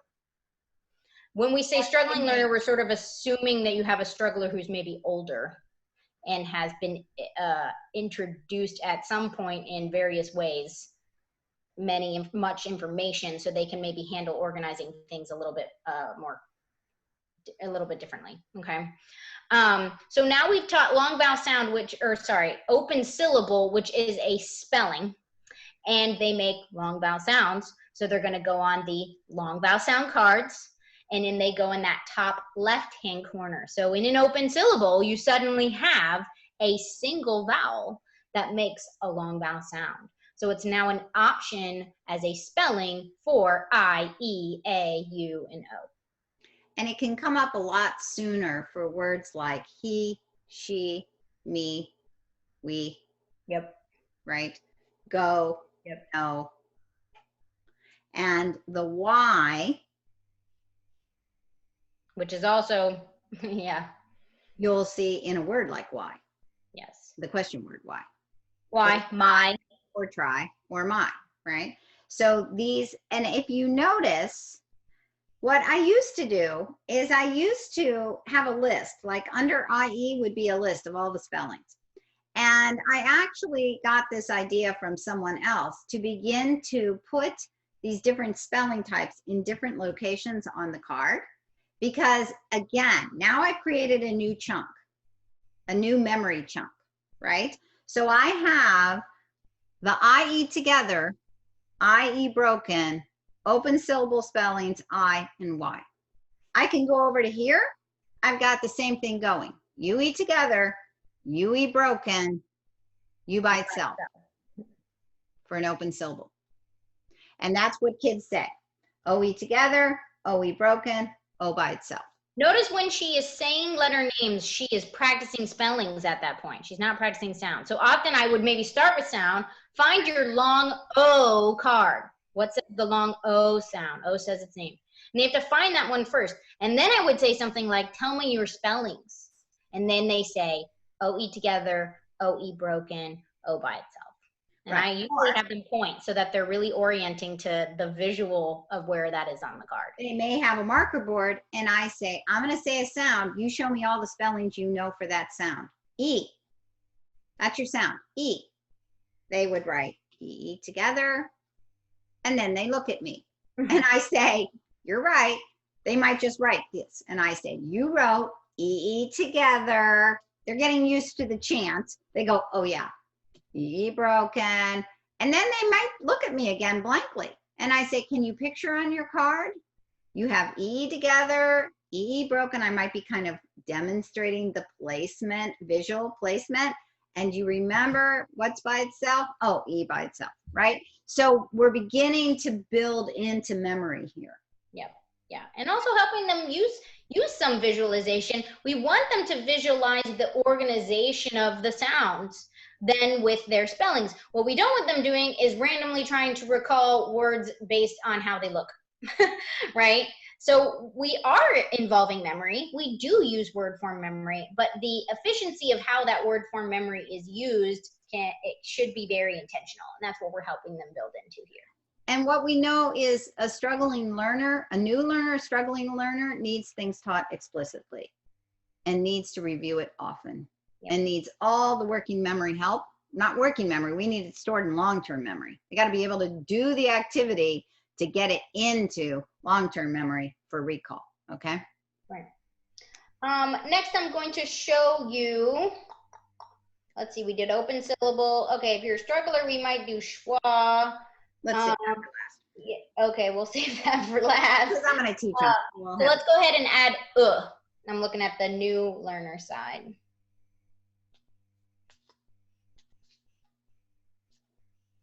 Okay, and we do, of course, have conversations about how, yeah, that doesn't really look like it's different than the one we already have on here. In fact, I'll have kids sort of forget that this is all about sound and be like, why are we putting this on? We already have double O. And I'm like, well, when we add a new card, we're adding a new sound. And we're always talking about that. If this is like, I want you to think of each of these cards as like a button. And if I press it, it's making its own sound. So if I put a new one on here, it's not the same as the one next to it, even if it looks similar. Okay, and that's tuning them back into sounds first, okay? So We practice this one. You'll notice it's hard to kind of see on your screen, but it has those little eyeballs, little eyeballs in there. We often have to do a lot. Yeah. We often have to do a lot of work and practice with we're feeling our mouth. I have them go from ooh and then back up their lips just a little bit to get You can have some kids who really struggle to produce this one and recall it. Sometimes it can be helpful to put a keyword on this card. I have done that before where I might write an L on one side of the double O's and a K on the other so that when they look at this card, they're seeing the word look, which helps them kind of use a keyword to pull that sound from their memory. That can be helpful. So you may need to do that. I will say that when you then do your vowel review, going from oo to can be tricky, right? They're like or r, ooh. They often get really stuck on that one. So lots of practice there. This is another one. We always save that for last because it's the hardest. Yeah, so this is our last vowel team that's going on here, which is the AU-AW. Again, it's positional, whether or not you're using AU or AW. They're both equally frequent, so we stick them both on there, so they're going to just say ah, ah. And that's that real round. We want them to get this difference between ah and more rounded ah. So again, we made the placement because periodically I'll say, what's the difference between this one and this one? How does your mouth change? Right? So we placed them, you know, these are all in a row. The reason these are in a row is, as we told you, shares many spellings with oo. I'm going to show you that in a minute. Also you hear you, and we show kids. I mean, I have them literally go you. It lands on that. Yeah, that's a very good point. So I did want to point out of the cards that are on here, we may teach this term of sliders, which is also known as a diphthong. I may teach them that the U card and the owl card and the, if you want, you can kind of put little stars by those on your own chart. And the oi card are technically the A card too, are what we would call sliders, which means as I've told you earlier, maybe when the internet was cutting out, that your mouth position is moving from one position to another, but we still call it one sound. So, oh, thank you, I was the last one I was forgetting. And so on those cards, you put little stars on them. We actually have kids practice feeling what position it starts on and what position it ends on in order to make that sound. And we may have them kind of move their finger across the chart to feel that. And also, we might have them hold their jaw again and notice their lips. So if Maura makes an I, you, as she already showed you, ow, and do oi. Oi. And right. The last one is. Well, it's. You're not doing A. Okay, that's okay. That's fine. There's debate over the long A. There really is debate. It's not worth it. I feel like it just confuses kids more. Honestly. I don't usually call it a diphthong with them either, unless I have a child who's really tuned into sound and kind of notices that one feels like a slider. I'll be like, very astute, and we talk about it. So, hey, Maura, can you really quickly, in more of a kind of summary way, just go over why you starred everything that you starred? Sure. Yep. The ones that got starred are the slider vowels, also known as diphthongs, which means that your mouth makes two positions instead of one to produce one vowel sound. Okay, so your mouth should move from one position to another position in order to create that sound. So that long I sound is not just one sound. Our mouth goes I have to move my jaw to make that sound. Unlike which I don't move my jaw to make. We're not the ones who coined the phrase slider, but it works really well for kids because I'll say, how does your mouth slide? These are the ones where your mouth slides. And sometimes if they're trying to think how to spell something, I'll say that sound. Do you feel your mouth slide? Then they know, oh, wait a minute. It's one of the sliders. They know to look for it, right? Practice that as an educator. Star those ones that we've just starred and practice feeling the slide because that'll be important for you. And look in the mirror. and look in the mirror, because I'm getting a lot of feedback right now looking at my face, but you probably aren't. So get out mirrors with your kids, get out mirrors with yourselves. It'll help you. We do use two places to say you. I go from a wide to a really round, right? And ow, my mouth moves. Okay, so feel that movement. Those are sliders. Okay. There's nothing wrong with the word diphthong. It's just not going to get kids there. When you say, feel how your mouth is sliding, it gets kids there. You can call them movers if you want. I don't care. Feel how your mouth moves. But the thing is, when they're trying to figure out what are they hearing, what are my spelling options based on what I'm hearing, you know, feeling those movements, feeling that movement will help them narrow the field. Now they know it's one of 4 drawers, right? The very last. She stuck a symbol at the top that's not in our alphabet, so she's going to go into a whole introduction about that. Right. So one of the things we do with the schwa, I'll do this in the pen, is when we teach the schwa, which I'm going to tell you what that is. By the way, it's just a fun word to say. So kids usually enjoy it for the first 5 minutes when they get to say schwa. Knowing that we all struggle with spelling based upon this little nemesis here, the schwa. And the reason is, what the schwa is, it's this very neutral sound that we make just by making a sound in the middle of our mouths. If you notice back at that tongue chart that Maura showed you, this upside down E, the schwa, was right in the middle. If I do nothing and just go, Maura, could you demonstrate? Yeah. Yeah. Okay. Yeah, I didn't do anything. I didn't even put in the effort to make a kind of strong stressed I didn't even make that much effort. I just kind of okay. It's a sound we often make in transition. Yes. I just want to make one comment. People often think the schwa only sounds like it really doesn't. It's kind of, it can be related to whatever sounds your mouth was coming out of or moving into is kind of where the schwa ends up resting. So it can sound like it's kind of this unarticulated sound, basically. Right.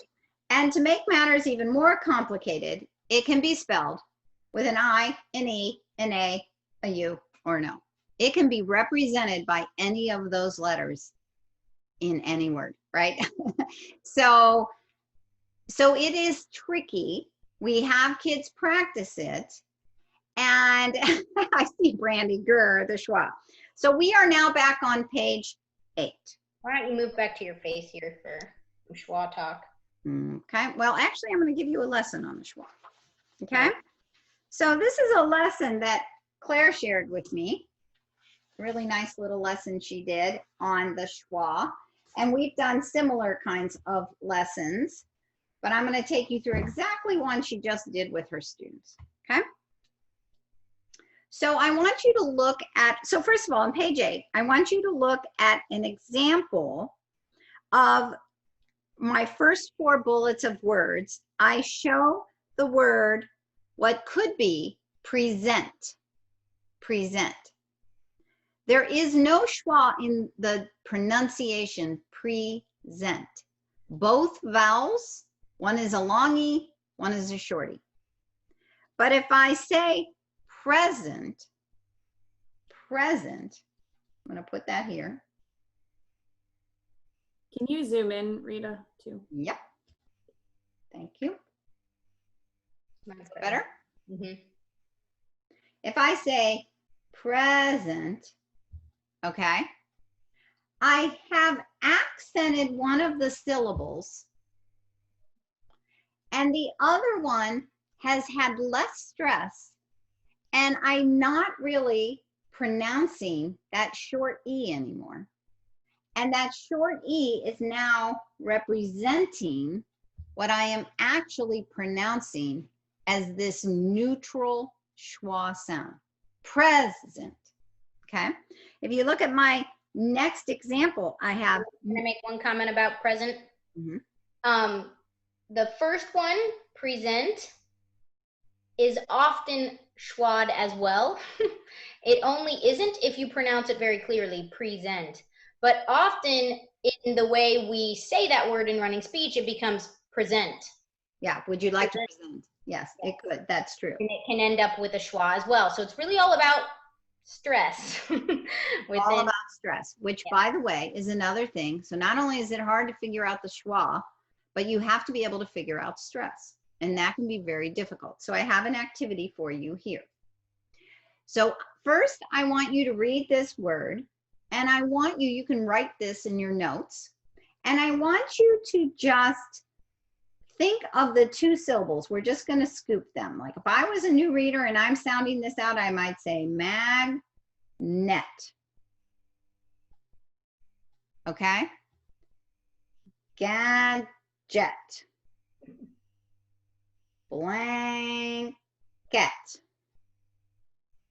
Seldom.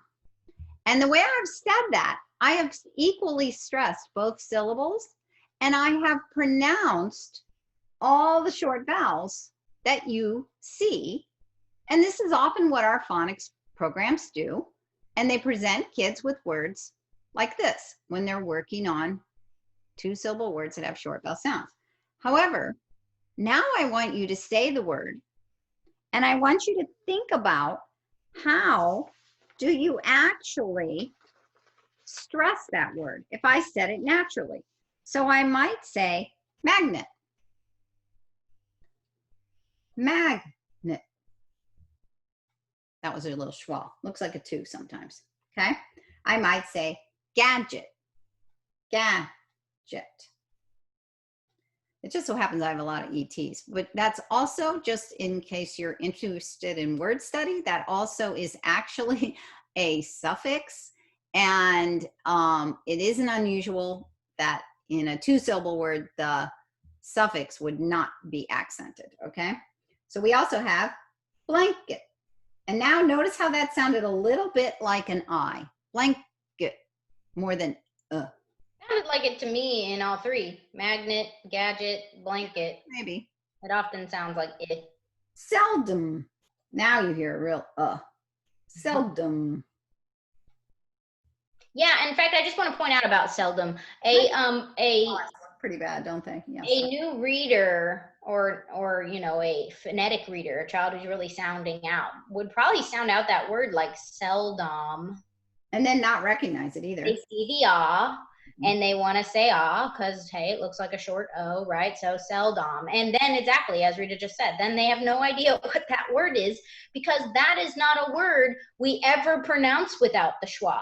We only pronounce it with the schwa. So unless they can do some practice with this pattern of, in a 2-syllable word, you often end up with a schwa in the 2nd syllable, they may not recognize. Now, kids who are really tuned into their language system and vocabulary often will sound out a word really phonetically and then immediately correct it because they realize what word it must be. So they might go seldom, oh, seldom. They realize that. But a student who struggles with, you know, meaning and vocabulary and maybe also the schwa might not make that leap. Okay, so we're gonna have to help. Yeah, I just wanted to throw in a real quick, sometimes what I see with finding the schwa and kind of what syllable the schwa is in, is I see this with spelling sometimes with my students, is if they don't put a vowel when they're writing, where if they were to write like present and they just don't put that 2nd E in there, that it sounds like znt, like an SNT kind of stuck together. Yeah, bigger, what Rita just wrote. Yep.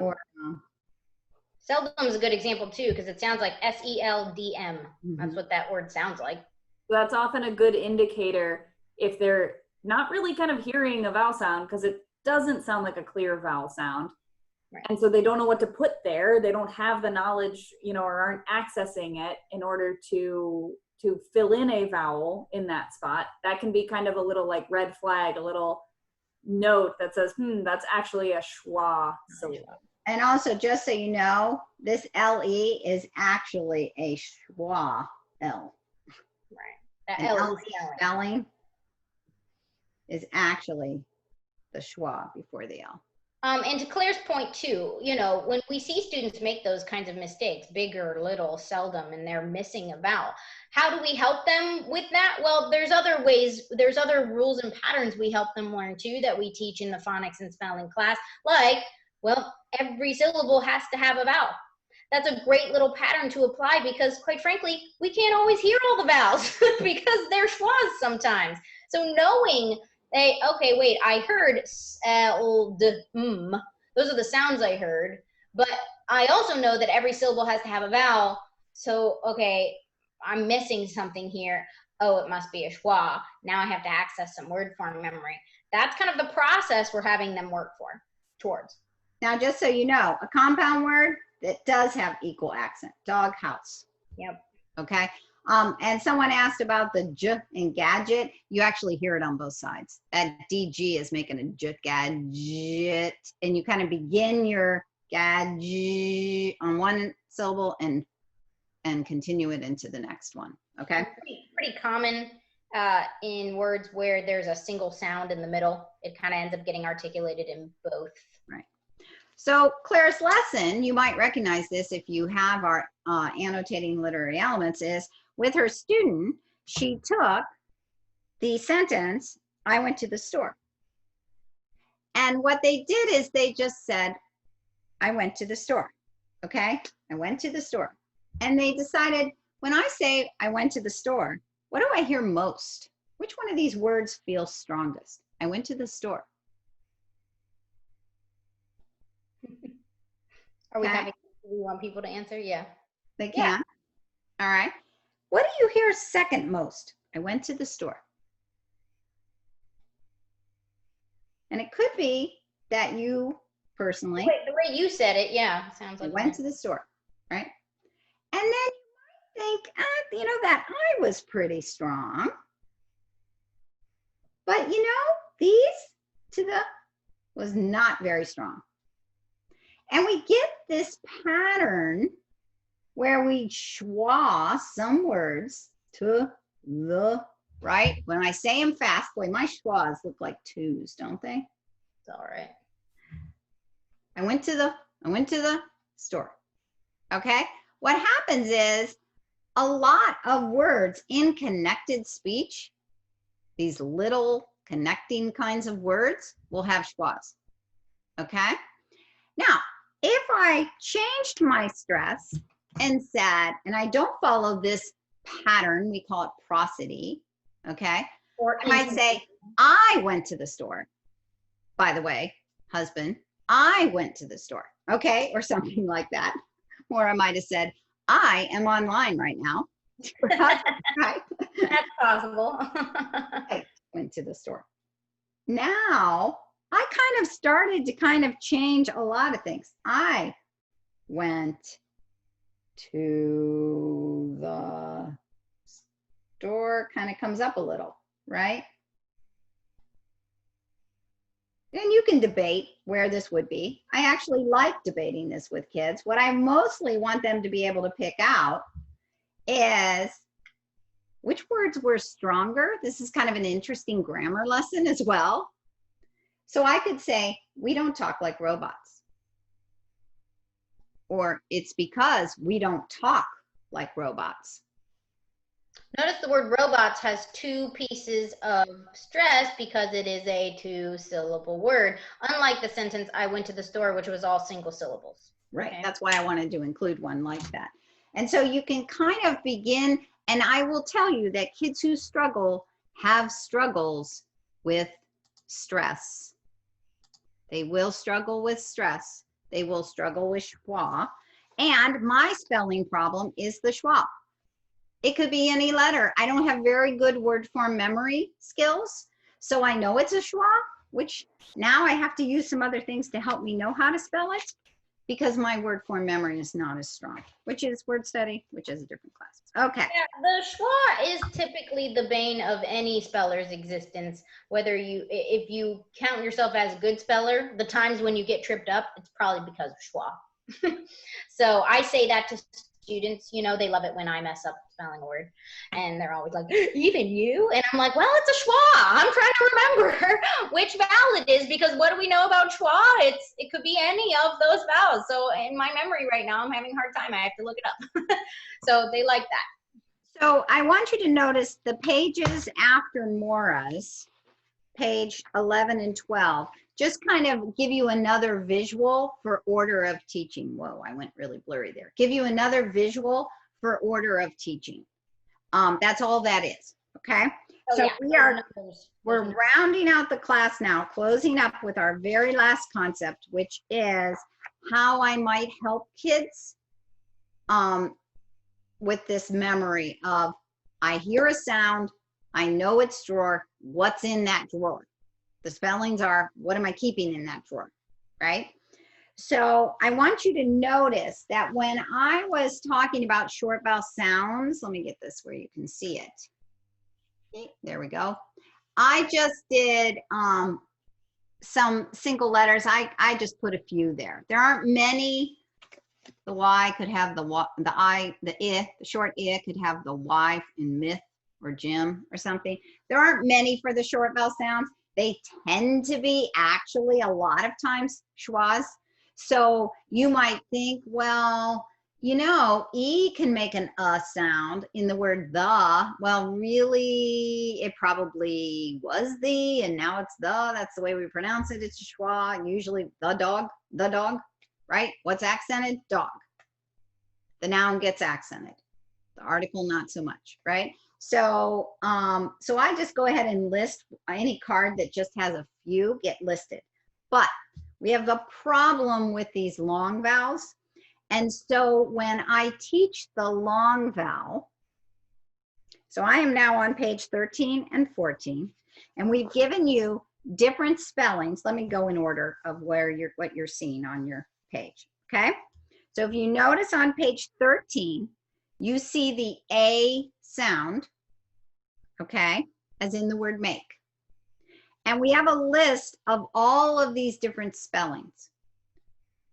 So what I do is, as we are learning them, and we teach this more in the vowel chart class, but I place them in this manner. So I'll have A together, A broken. Can you just put it under the document camera so it's nice and zoomed in and really big? Okay.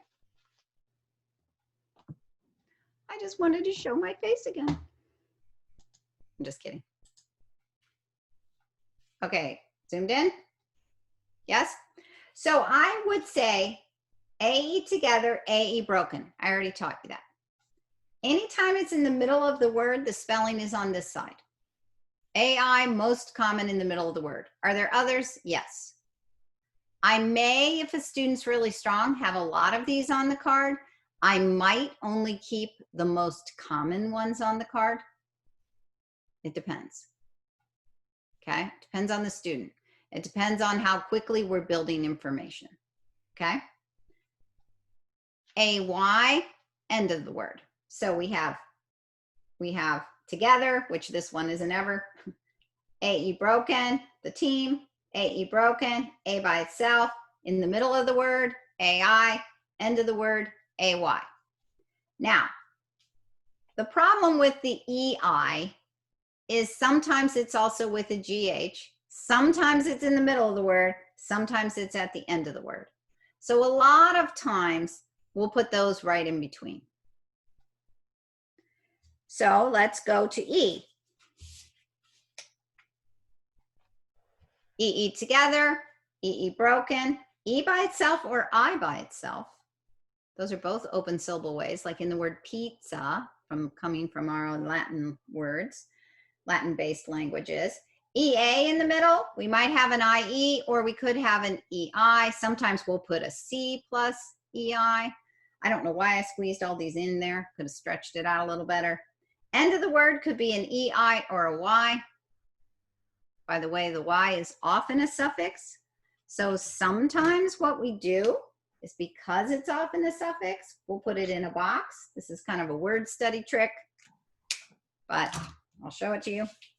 All right, so I'm going to show you the O. Actually, just so you know, too, on those bossy R's, we often end up putting a box around the ER because it is so commonly a suffix. It's commonly a suffix. OE together, OE broken, O by itself. In the middle of the word, OA. End of the word, OW. Okay? I might have an OU plus GH on here. sometimes, you know, those are really only a few words. If I feel like it's just, you know, like for E, I never put the EO as in people. It happens in one word. Comes from the base word that led to the word peon, right? You do a word study on it. That's how we got that spelling. I'm not going to put an EO on here when it happens in one word. Can I just say that again for anyone who's sort of paying attention to the chat right now, is that every spelling that we have for a sound doesn't go on the, like, if there's one word that uses that spelling, it shouldn't go on your card. Right. So the EO in people isn't going on here. We do a word study on that word. It's interesting. The EO in the S sound for leopard, coming from Leo, right? That's, we don't put that on. Do a word study on that, okay?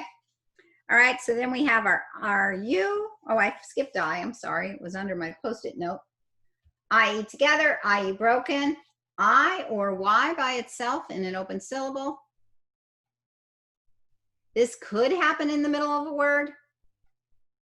Like, Time. no, I was thinking, yes. Oh, sorry. No, time is a good one, but that would be YE.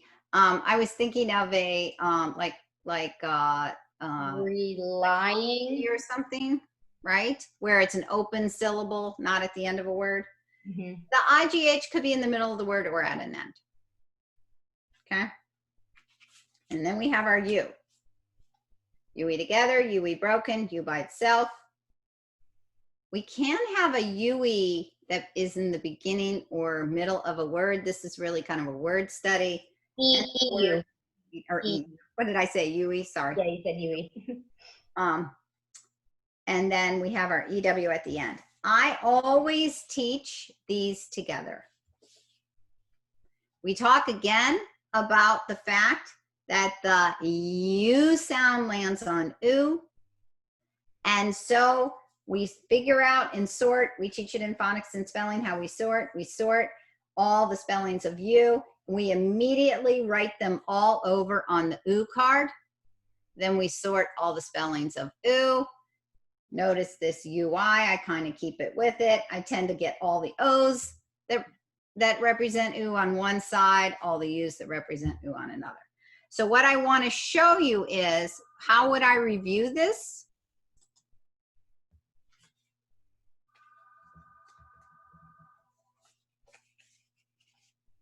Okay, what's this sound? Maura, you be my student. E. Okay, so how can you spell E? E together. E broken. I gotta remember where I am because I'm looking backward. I was like, boy, I'm doing this all by myself. E by itself, or I by itself. Thanks for that one. EA. That's E. Nope, sorry. EI or IE. Right, and then and Y or right. EY. Okay, and then I uncover it. She got some of them. Good job. You remembered a lot of them, and we reviewed the ones she forgot. And so we do this. Sometimes we'll put these on index cards. Sometimes we'll make copies of these and just have them on the card. It eventually gets into the vowel chart. Maura, do you have that vowel chart you can show? I do, yeah. So you're done with each card, right? I'm gonna the ones that we mostly do. We gave you other ones, but those are the ones that I really make sure get reviewed. Just so you know, you're like, but there's this big list of spellings. Now what? You know what I mean? So I just want to show you that the focus and the strategy and the sequence is all really based on sound, with a few spellings peppered in here and there. And then beyond that, we start filling in spellings as they come up over time, as kids are dealing with more and more words. Or as we study that sound. Or as we study that sound, right? And then we have all kinds of strategies in the phonics and spelling and word study class for practicing spellings within words. We do lots of sorting, lessons, etc., in which, okay, now we're in the spelling side, right? We're practicing spellings for a sound, but we don't want to start with all the spellings for a sound. You always want kids to be beginning their organization of vowel information with a strong focus on sound first, And the sound drawer is what houses the spellings that get added over time. So that is just like, I can't reiterate it enough, basically. Yes, and also the whole chart might be full before you go back and you really start adding all those long vowel sounds in. Oops, depends on the student. And so I was telling you about my one student, her E, her long E, she has E together, E broken, E by itself, and she has EA, and her name ends in an EY, so we have EY, and we've done some suffix work, so she has the Y. So E is the most full. But we haven't even yet done AI as or OA as a spelling for long A and long O. And mostly because she can't handle all that at once. And a lot of the E things needed to come in because of things she was wanting to spell while she was writing. EY was in her name, so it got in there. The Y suffix got in there because she likes to write that things are funny or silly or sticky or whatever she's writing. And then we got just now added that EA spelling. And that's why that's in there. And but next will be just AI, because she can't handle learning all those A spellings at one time. I'm showing this chart, and I'm gonna show a couple strategies real quick. When I zoom in, you can't see the whole thing. I know some are requesting to see it a little further in. And I also just want to say before I zoom in that this chart sort of started out being organized one way and then ended up getting organized a different way in terms of how the spellings are written on the cards. So they don't actually follow some of them do, but they don't actually follow completely the lovely way Rita just showed you. Everything would end up getting organized. What you're seeing across, so what I did here is I actually wrote across the bottom of my schwa card the I, E, A, U, and O. You can also just draw arrows like she did. Sometimes I'll have kids write that on there. So it's kind of up to you. What you're seeing here on my short vowels is that there's a couple short vowel spellings. Anything you're seeing on this card, we gave you on those last few pages underneath their vowel category, so you know it can end up on this card at some point. So, you know, Y is the only other spelling we ever see for the short I. Same with EA, typically the only other spelling we're going to see for a short you lucked out. You lucked out. You might, there could be an O. There could be an O on there. I didn't put, just, I don't know. Could be there could also be an A, right? Yeah, I don't have those ones on here, but I could put that on there. And then this one, you can also get an A spelling. You'll see these are the ones that get messy, is your long vowel sounds. There's like a lot of options for them, and mine aren't totally organized the way they should be because this was a chart I made a while ago before we kind of redid some of our organization. And then, you know, there's some other just little funky things like, you know, get creative. You'll notice I did do the L and the K thing here that happened with one of my students, so that's why it's on there. This was a student who, can't see that, let me scooch you over. I don't know if you can really see that drawing because it's in pencil, but the student drew this little kid going, ow, because we're really struggling to recall that ow sound. It was just a hard one for them to pull from their brain. But you know what? Ow happens to be a word we say a lot that goes with a certain emotion. So when they drew that little emotion face, now she never gets it wrong. And she got a parent who every time her child can't remember ow, she starts to come at him to pinch. Because that's like, ow, oh yeah, it's ow, don't pinch me, you know. So. You'll see a couple things over here on my chart that we mentioned, like that there's a box around the ER, because once I didn't do this at first, but when I introduced the idea of ER as a suffix, we got out our vowel chart. We noticed ER was already on here. We know that it says hey, it can also be a suffix a lot of the time. So we put a box around it to remind us of that. If you're like, why do you box suffixes? That's a strategy we teach and use in the word study class. So that's a place where we talk about that. In terms of some of those other bossy R-ish sounding sounds that can end up getting introduced, I think we have some of those on your list. Often they'll kind of end up getting listed near or under some of these bossy R's, like, well, you know, we use the whole space of the vowel chart. Here I have a pattern rule we've learned about the EIGH thing, and an I before E except after C, or to say A as in reindeer and sleigh. We wrote that on their chart. Why not? It's their chart. This is a place where they open things up and read and review all the time. So we want you to feel like, you know, notice this little umbrella drawn on the U for umbrella. There's I've underlined the EE because that's one that tends to stay together more than it gets broken. So when we talk about some of these different things, we make lots of little markings and things all over the vowel chart, and I just want you to see that it gets very personalized. Maura, and notice by she wrote a W. If a W comes first, it's W plus OR is what makes sound. That's something we might add, and it would just be written on the side. We don't necessarily create a card for that. Yes. And all this information, if you're like, oh, you only sort of barely went through it, any of this kind of spelling type information we have for you on those charts in the back. And you know, this is a vowel chart that's pretty full, pretty filled in, that I did with one of my students as we've learned everything over time. So I'm just going to show you real quick before we're done. And I am going to zoom out for this just because I want you to see the whole thing, that there's a few review strategies we like to use. Right. Okay. Besides the main one, which would be, you know, at the minimum, if you're really on top of it, you want to get this vowel chart out at least once a week. If you're really cool, you might do it every day.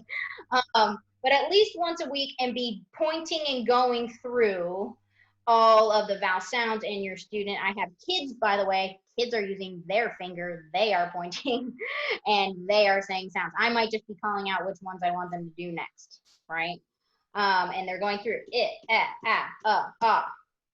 I, E, A, U, O, or, R, ooh, oi, oi, ow, ow, ah, schwa. You know, I mean, that is a kid who really knows their stuff. You'll probably have a lot of etc. Okay, that's okay. That's why we do it a lot. We want them getting really fast. Okay. You might be like, what is that? You know, like as an educator, you might not be super fast at first. That's okay. This is something we call something that gets introduced in pinwheels.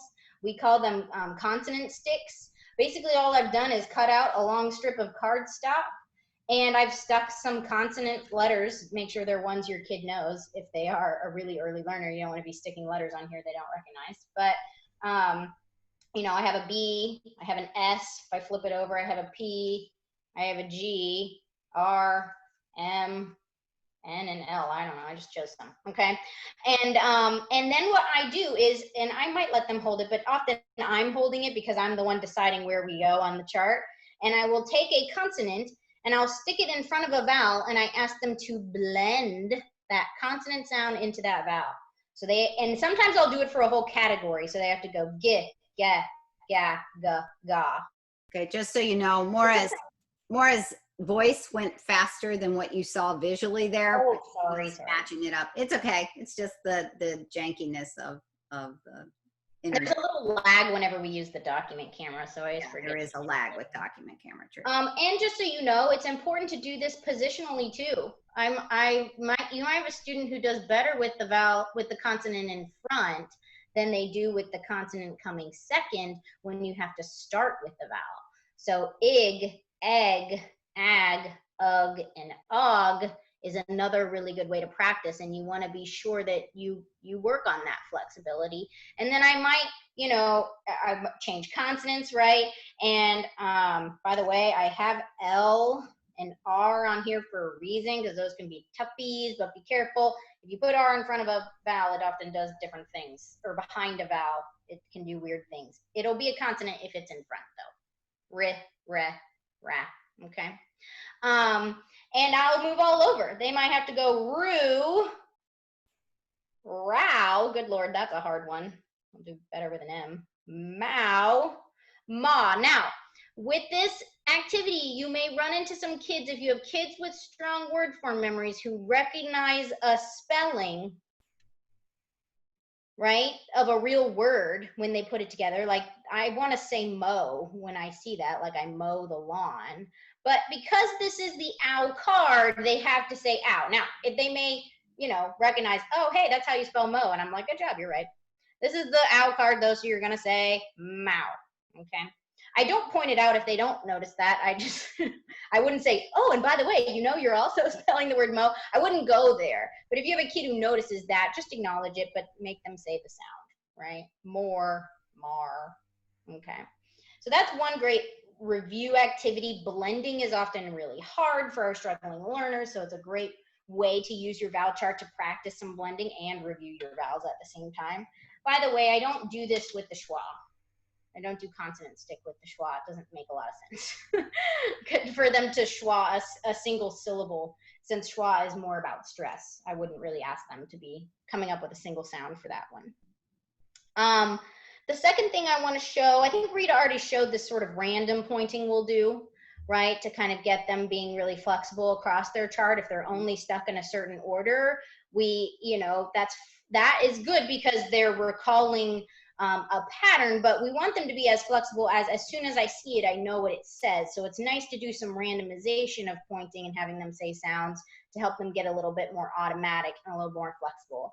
And the last kind of review thing, I mean, there's many things you can do, but another big one I do is word dictation. They have their vowel chart out in front of them. I have a list of words, or I'm just coming up with random ones in my head. They can be single syllable or more than one, depending on your child's level. And they have to identify the sound, the vowel sound that they heard in each syllable by pointing to their chart. So if I said something like dog house, they would have to go aw, ow. What they're doing is distilling, or sort of, distilling the vowel in each syllable, which is tough. You can have a lot of students, I might have to really support, like the word is doghouse. And before they go, I have to help them zero in on one syllable. What's the first syllable you heard in doghouse? And they say dog. And then I have to go, what's the vowel sound you heard in dog? And they can go, aw. What's the second syllable you heard in doghouse? House. What is the vowel sound you hear in house? Ow. So what I showed you there was a strategy that I did without any support and then with a lot of support. So your student might need that level of support. A kid who gets really good at this, I could say doghouse, and they go aw, ow. And the other thing they're exercising there is their ability to hold vowel and word information in their head and manipulate and move from one to the other. You might have a student who can't remember what the second syllable was after they do dog. They're like, what was the word? And you have to say, it was doghouse. And then they go, oh, ow. Okay. So that can happen. That's okay. You're helping them exercise their word form memory, or sorry, their working memory there.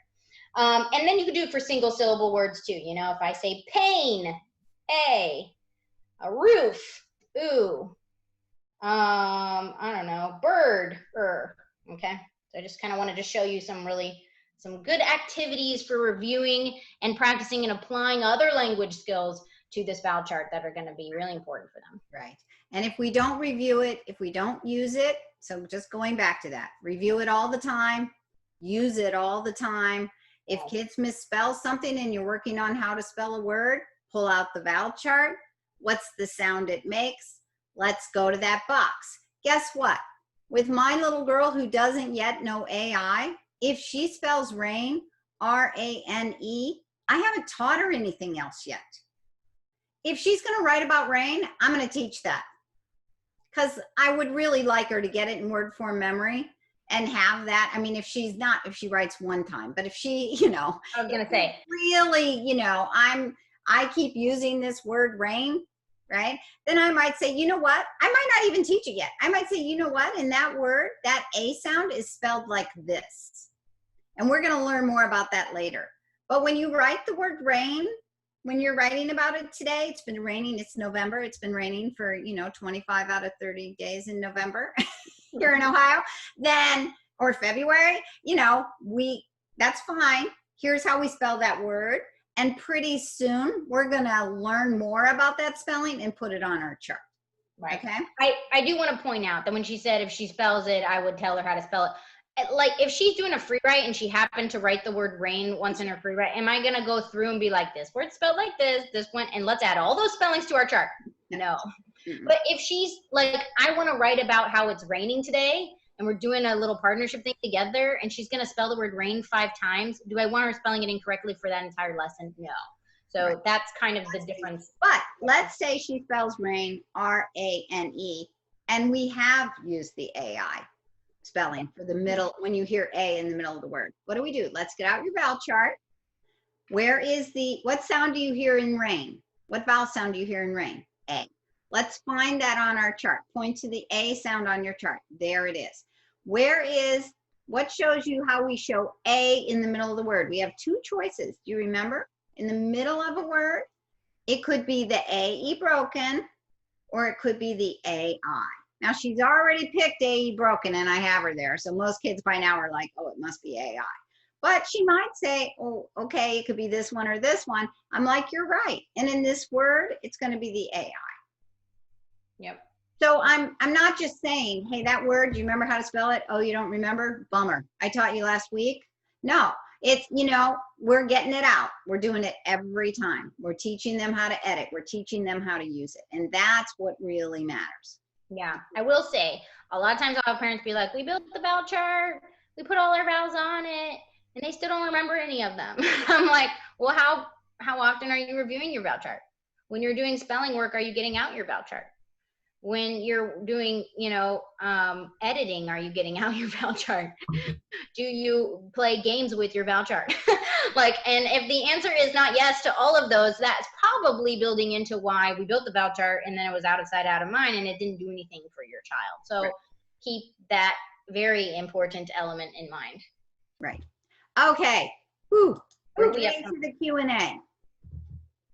Okay, so thank you for everyone who's still with us. Those of you who've been commenting, I'm sure it's been thrilling. I've been reading some of it, but not all of it. So we are now going to go to our Q&A. And let's answer live. So when reviewing the vowel chart, do you expect kids to just write the spelling options from memory, or do you give example words to kick the memory into gear? Good question. Expect kids to review spelling. Oh, so like when they're going through and they're saying E together, E broken, E by itself, I by itself. Yeah, we often, I would say, depending on what your student can handle and the level of support they need to be successful in that kind of review activity. And you can give a different answer here. But for me, if we're at the stage where they still need to be kind of reading all of them to get them in their memory, none of it's there yet, right? And so I can't really expect them to be recalling it if they have none of them there. Then yeah, I might be having them just really work on pointing and going through and saying them. But over time, I would be really trying to expect them to recall at least a couple of those, because it's not going to get to a point where they can recall it from their memory unless I am demanding that of them in some way at some point. So after we've done a lot of review of pointing and saying over time, I do the cover up thing, and I have them try to be pulling some. And Rita said, she gave her example of giving some cues, right? Okay, so we have E together. Do you remember the silent E one or something like that? You can give a clue. Oh, E broken, right? And then we move over, and this is the one I might say for an open syllable, and then they remember, oh, E by itself. So I might give them some clues like that to have them practice retrieving something, but I gave them a little nugget to help them get that piece of retrieval. Sometimes the word rain would remind them of the AI spelling when they're trying to think of how do I spell brain, right? I have done that before, given a keyword here and there, that if I know they know that word. It's not my most common thing because it makes them dependent on me. Yes. So the more common would be that we really get out the vowel chart and look at it all, and it's more in their hands, not mine. So, but I might, especially if we've been editing, it's time to move on and everybody's tired or whatever. Let me just help you here, right? That's the reality. Okay, I'll answer this one more because I don't know if you printed off this version. On page 7, what is the murder example and why is it orange? It's orange because it's an example. I just didn't have it in color, so I was confused. I was like, what is orange? Claire was like, you printed it in black and white. And I was like, oh, that's why.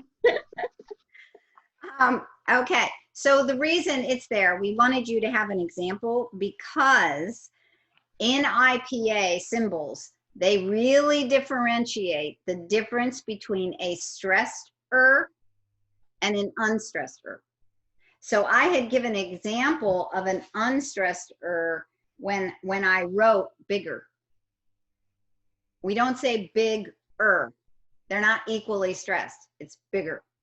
And that suffix tends to be unstressed, and they write a different symbol for the unstressed sound versus the stressed sound. So we show you that in the word murder, the first syllable is stressed and it has one symbol, and the second syllable is unstressed, murder.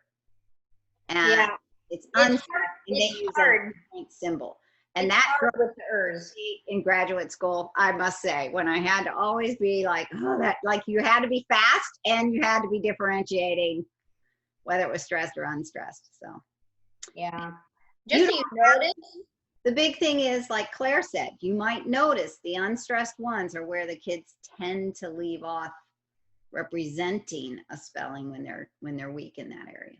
I just want you to notice that symbol too for the unstressed looks like a schwa with a little tail on it. So that's kind of the difference in how they're showing that symbol. Is the schwa-esque looking one is that unstressed one. And it can be hard to hear because in a word like murder, it sounds like we say the same both times. So in order to really, I mean, the unstressed sounds like and the stressed sounds like The difference really is where you press your voice more on the word. It's going to be more about intonation and prosody that helps you differentiate those ones, because we don't say murder, we say murder.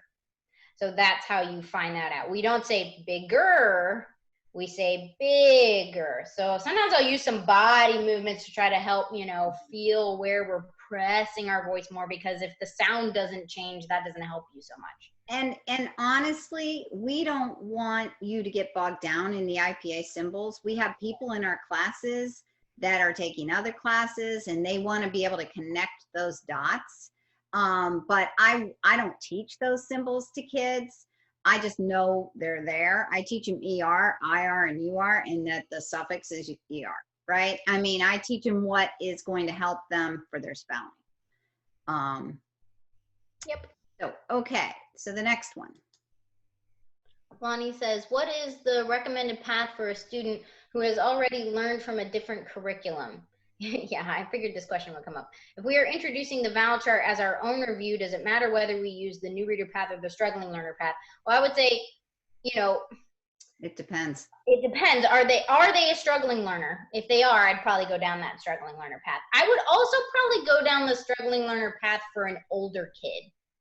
I would say older, you can also, if you want to take out that page and write older as well. A kid that's not, brand new, I don't know any of this yet, If you have this kid who's they're a bit of a mixed bag now, right? They've like gotten some info from this curriculum and gotten some info from this curriculum, and they have these holes here and there, and I'm trying to kind of reconcile all of that, and they learned a few of these, but not all of this, and they've learned that, but it's still, they misspell it every time, you know what I mean? That's mostly the kids we're dealing with. That's the profile. It's this kind of all over the place kid. You'd probably be going down that struggling learner side, and whether or not they truly are a struggling learner might just really dictate the pace of how fast you're able to go and introduce new things. I'm sorry, Maureen.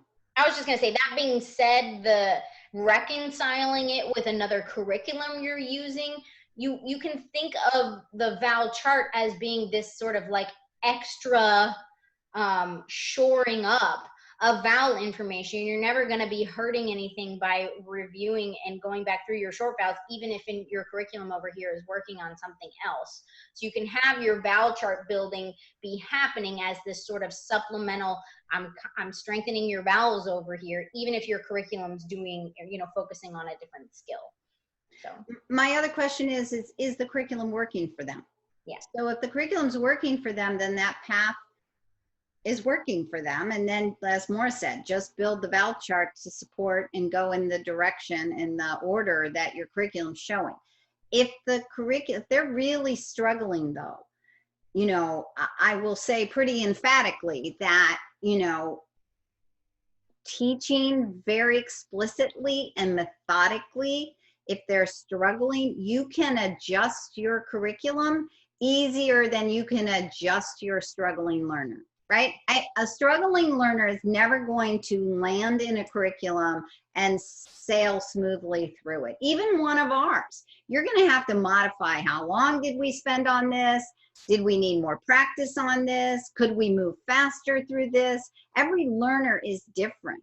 It's honestly kind of why it took us so long to write full curriculum as rooted in language, because we really are so focused on strategies that need to be adapted per the child you are, that we kind of were in this class mode and individual activity mode for a while, because we know as soon as we hand you a curriculum, it's really easy to be like, this will fix all my problems. When and, really and it doesn't. I mean, the struggling learner, they are on their own path, and we need to support them as much as we can, which is why we say, this is why we put this by this, and this is why we remind them about this, and this we know is going to be a confusion here, you know, and we've done some of that hard work for you of helping you sort out, these are the pitfalls.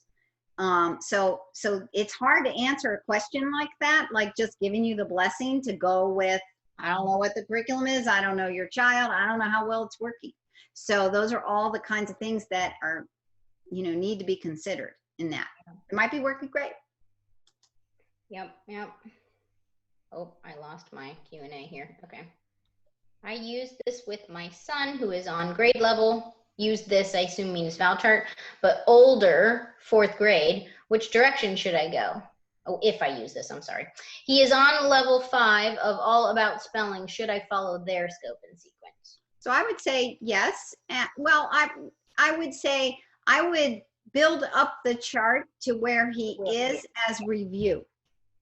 But you might discover when you do it that there are holes along the way. By the way, short vowel sounds, I could have an 18-year-old. I can have an adult walk in this door. If they're a struggling reader or writer or speller, we start with short vowel sounds.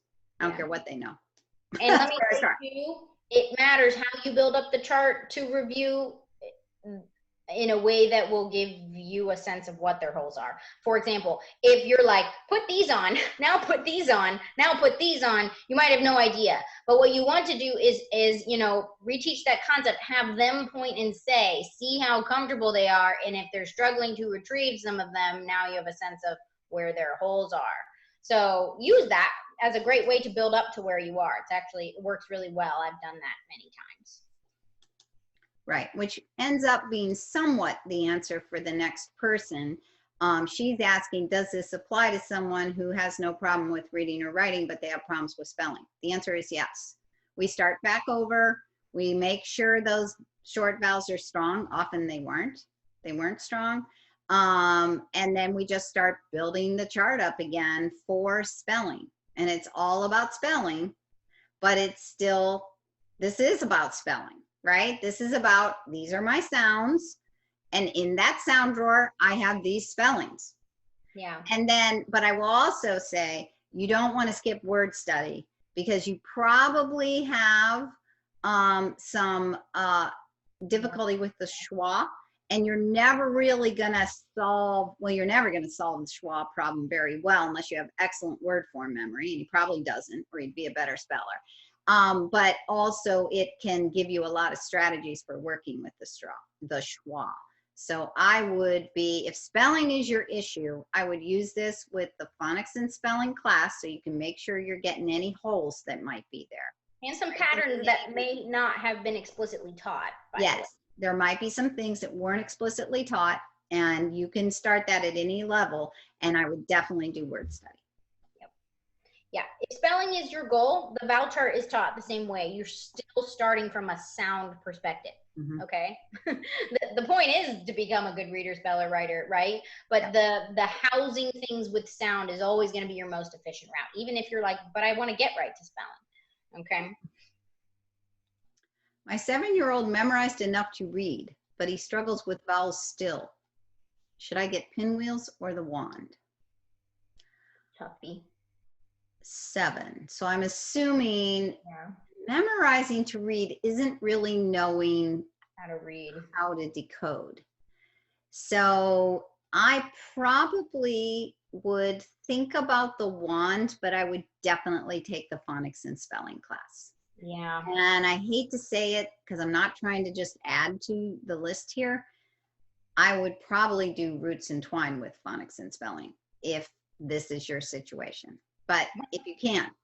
My problem with this, I had someone else ask a very similar question on Facebook, is the answer probably is somewhere partway through Pinwheels would be where you want them to start, and we don't have all the levels yet. So, you know, one day we'll be able to be like, start here.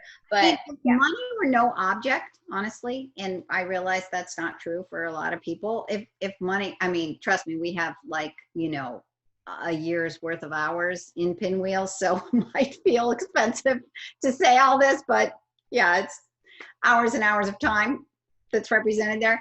I would probably get Pinwheels and use it as a reference point because it's more methodical, even though he'll use maybe different paper or different words or whatever. But you can cobble some things together by using either the wand plus phonics and spelling or using roots and twined plus phonics and spelling. I will also, can I just say too, if this is a profile of student who's reading but literally can't form any letters, you know, or at all be spelling any kind of CV, you know, putting sounds together to write, like if his writing, if his handwriting and his spelling is non-existent, then I would start with Pinwheels, because all he has is visual memorization of things, and he hasn't been applying any of that to symbol formation, putting sounds together, processing from left to right, all of which he'd really benefit from in Pinwheels. Will he feel like it's review because he's sort of done it all through reading? Yes, but he has not applied the second half of literacy, which is the letter formation, putting sounds together, being able to spell. So if it's not quite that, then yes, you might want to start with wand. But if, you know, sometimes I'll have people say this to me and then I find out, wait a second, they don't even know how to write the letter A, even though they're reading words. And then I would start with Pinwheels. So yeah, you know, he has a lot of multisensory work he needs to do, and Pinwheels really spells that out for you. Yeah. In a way that there's a lot of processing work that needs to be done. Just a phonics program doesn't necessarily do processing work. And so that's the one thing Pinwheels has in it. Plus it has the copy work to apply it right away. I mean, we want reading and writing taught together. It's one of my problems with some of these programs is they always have the reading ahead of the writing. And that is not what we want. We want it consolidated and being learned. Reading might advance faster than writing, but I could tell you half the kids I work with, their writing advances faster than their reading. So it could be getting more writing down actually is going to get you further. Don't wait for it. You need to be doing it now, right? So we kind of show you how all of the multisensory reading writing comes together in Pinwheels in a more solid methodical way than we yet have available for the one. How do you know when to move on and keep adding, to the chart instead of review?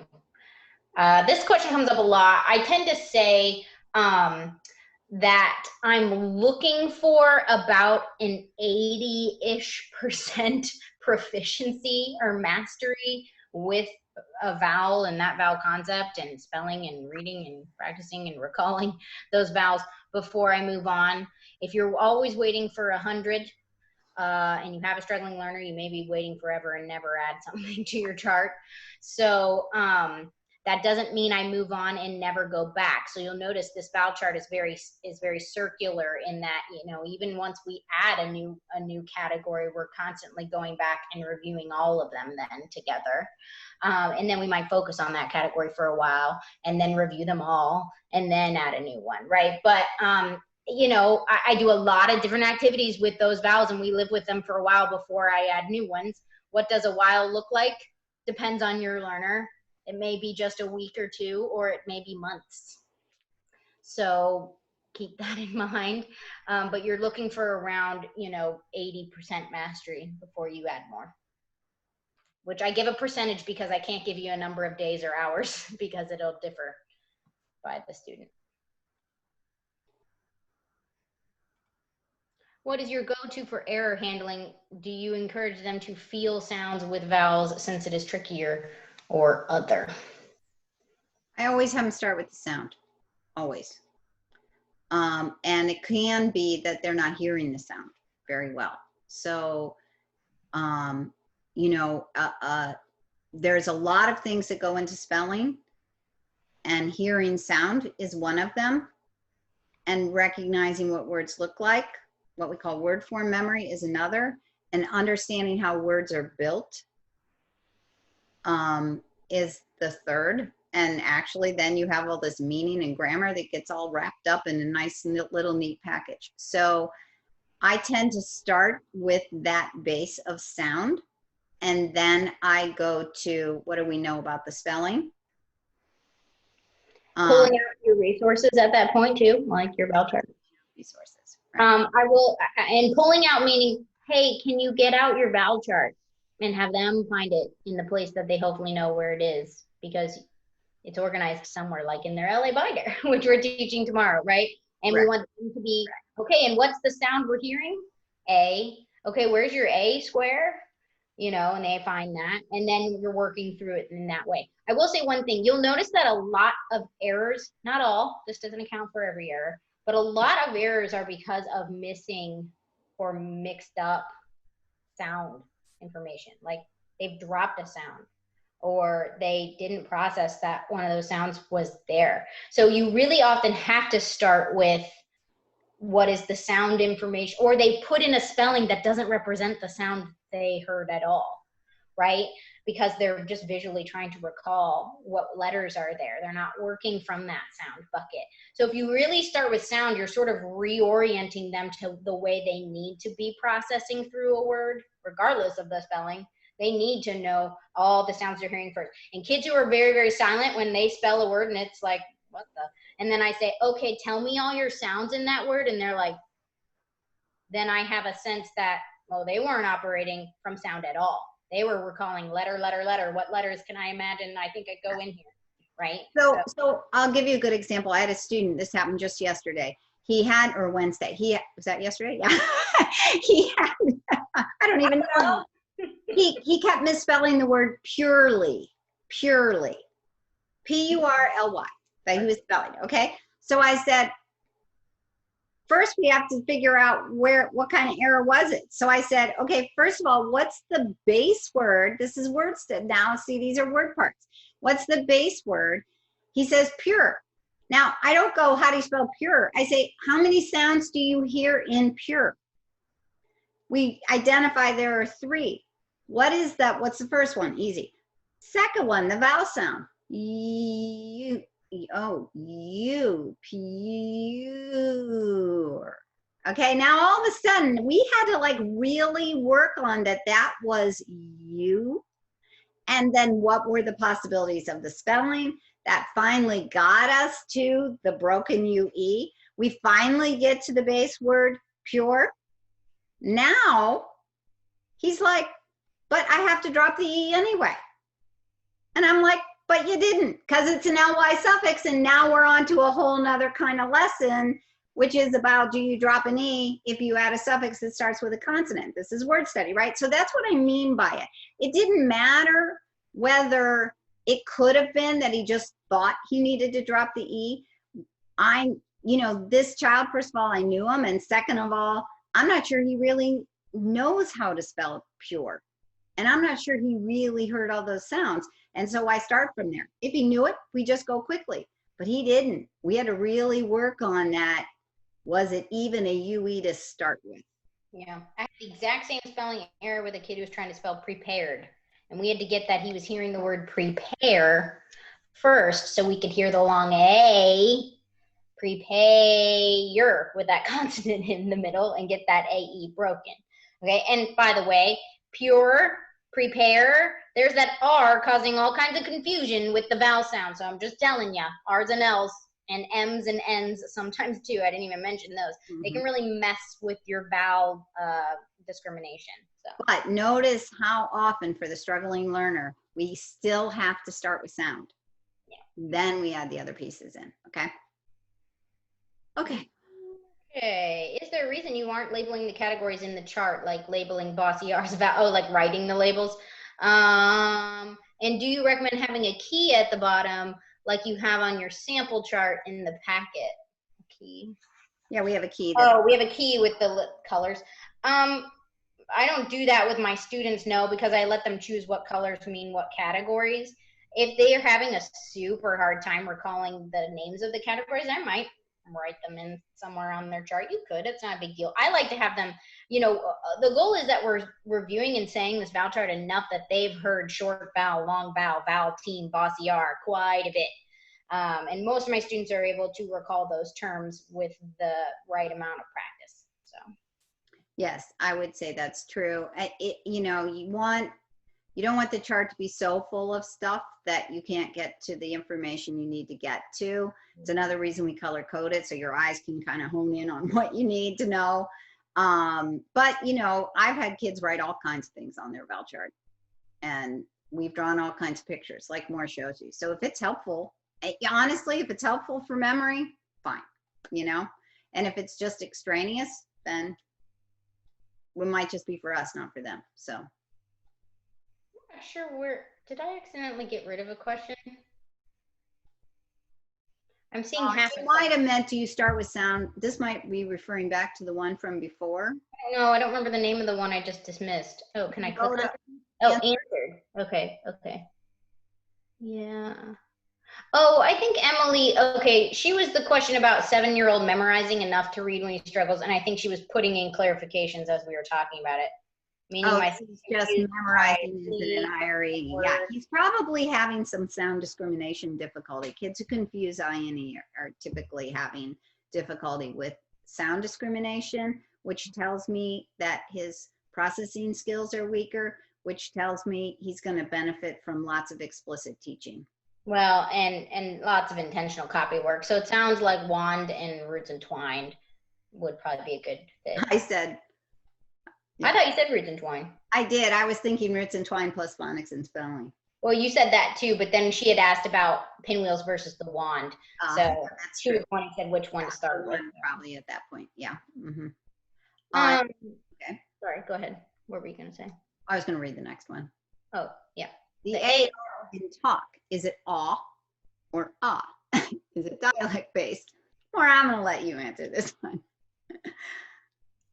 Well, I can tell you how I say it. So we cannot show our slides. We cannot what? We didn't show our slides. Oh no. We need to do that at the end. Everyone's we have a couple slides to show you some student-made vowel charts. I was going to show you 2 really great activities I do with students. They're very fast, but I thought you might appreciate it. Okay. I don't remember that as the plan, but okay. So talk. I mean, that's dialect based. I say it pretty talk. I don't know. Talk. No, I don't. I say and sometimes that takes, you have to take a moment and be like, well, how do I really say it? Because in isolation, suddenly I'm changing it. So I'll put it in a sentence. I talk to my friends, and I really try to focus on the feeling of my mouth at that point. I talk, and then I pause my face. Mm-hmm. Oh, look, I'm awfully rounded, which tells me I probably say aw. Yeah. You might say, I don't know, you might not in your dialect, so be aware, but I often will write the AL on that AUAW card.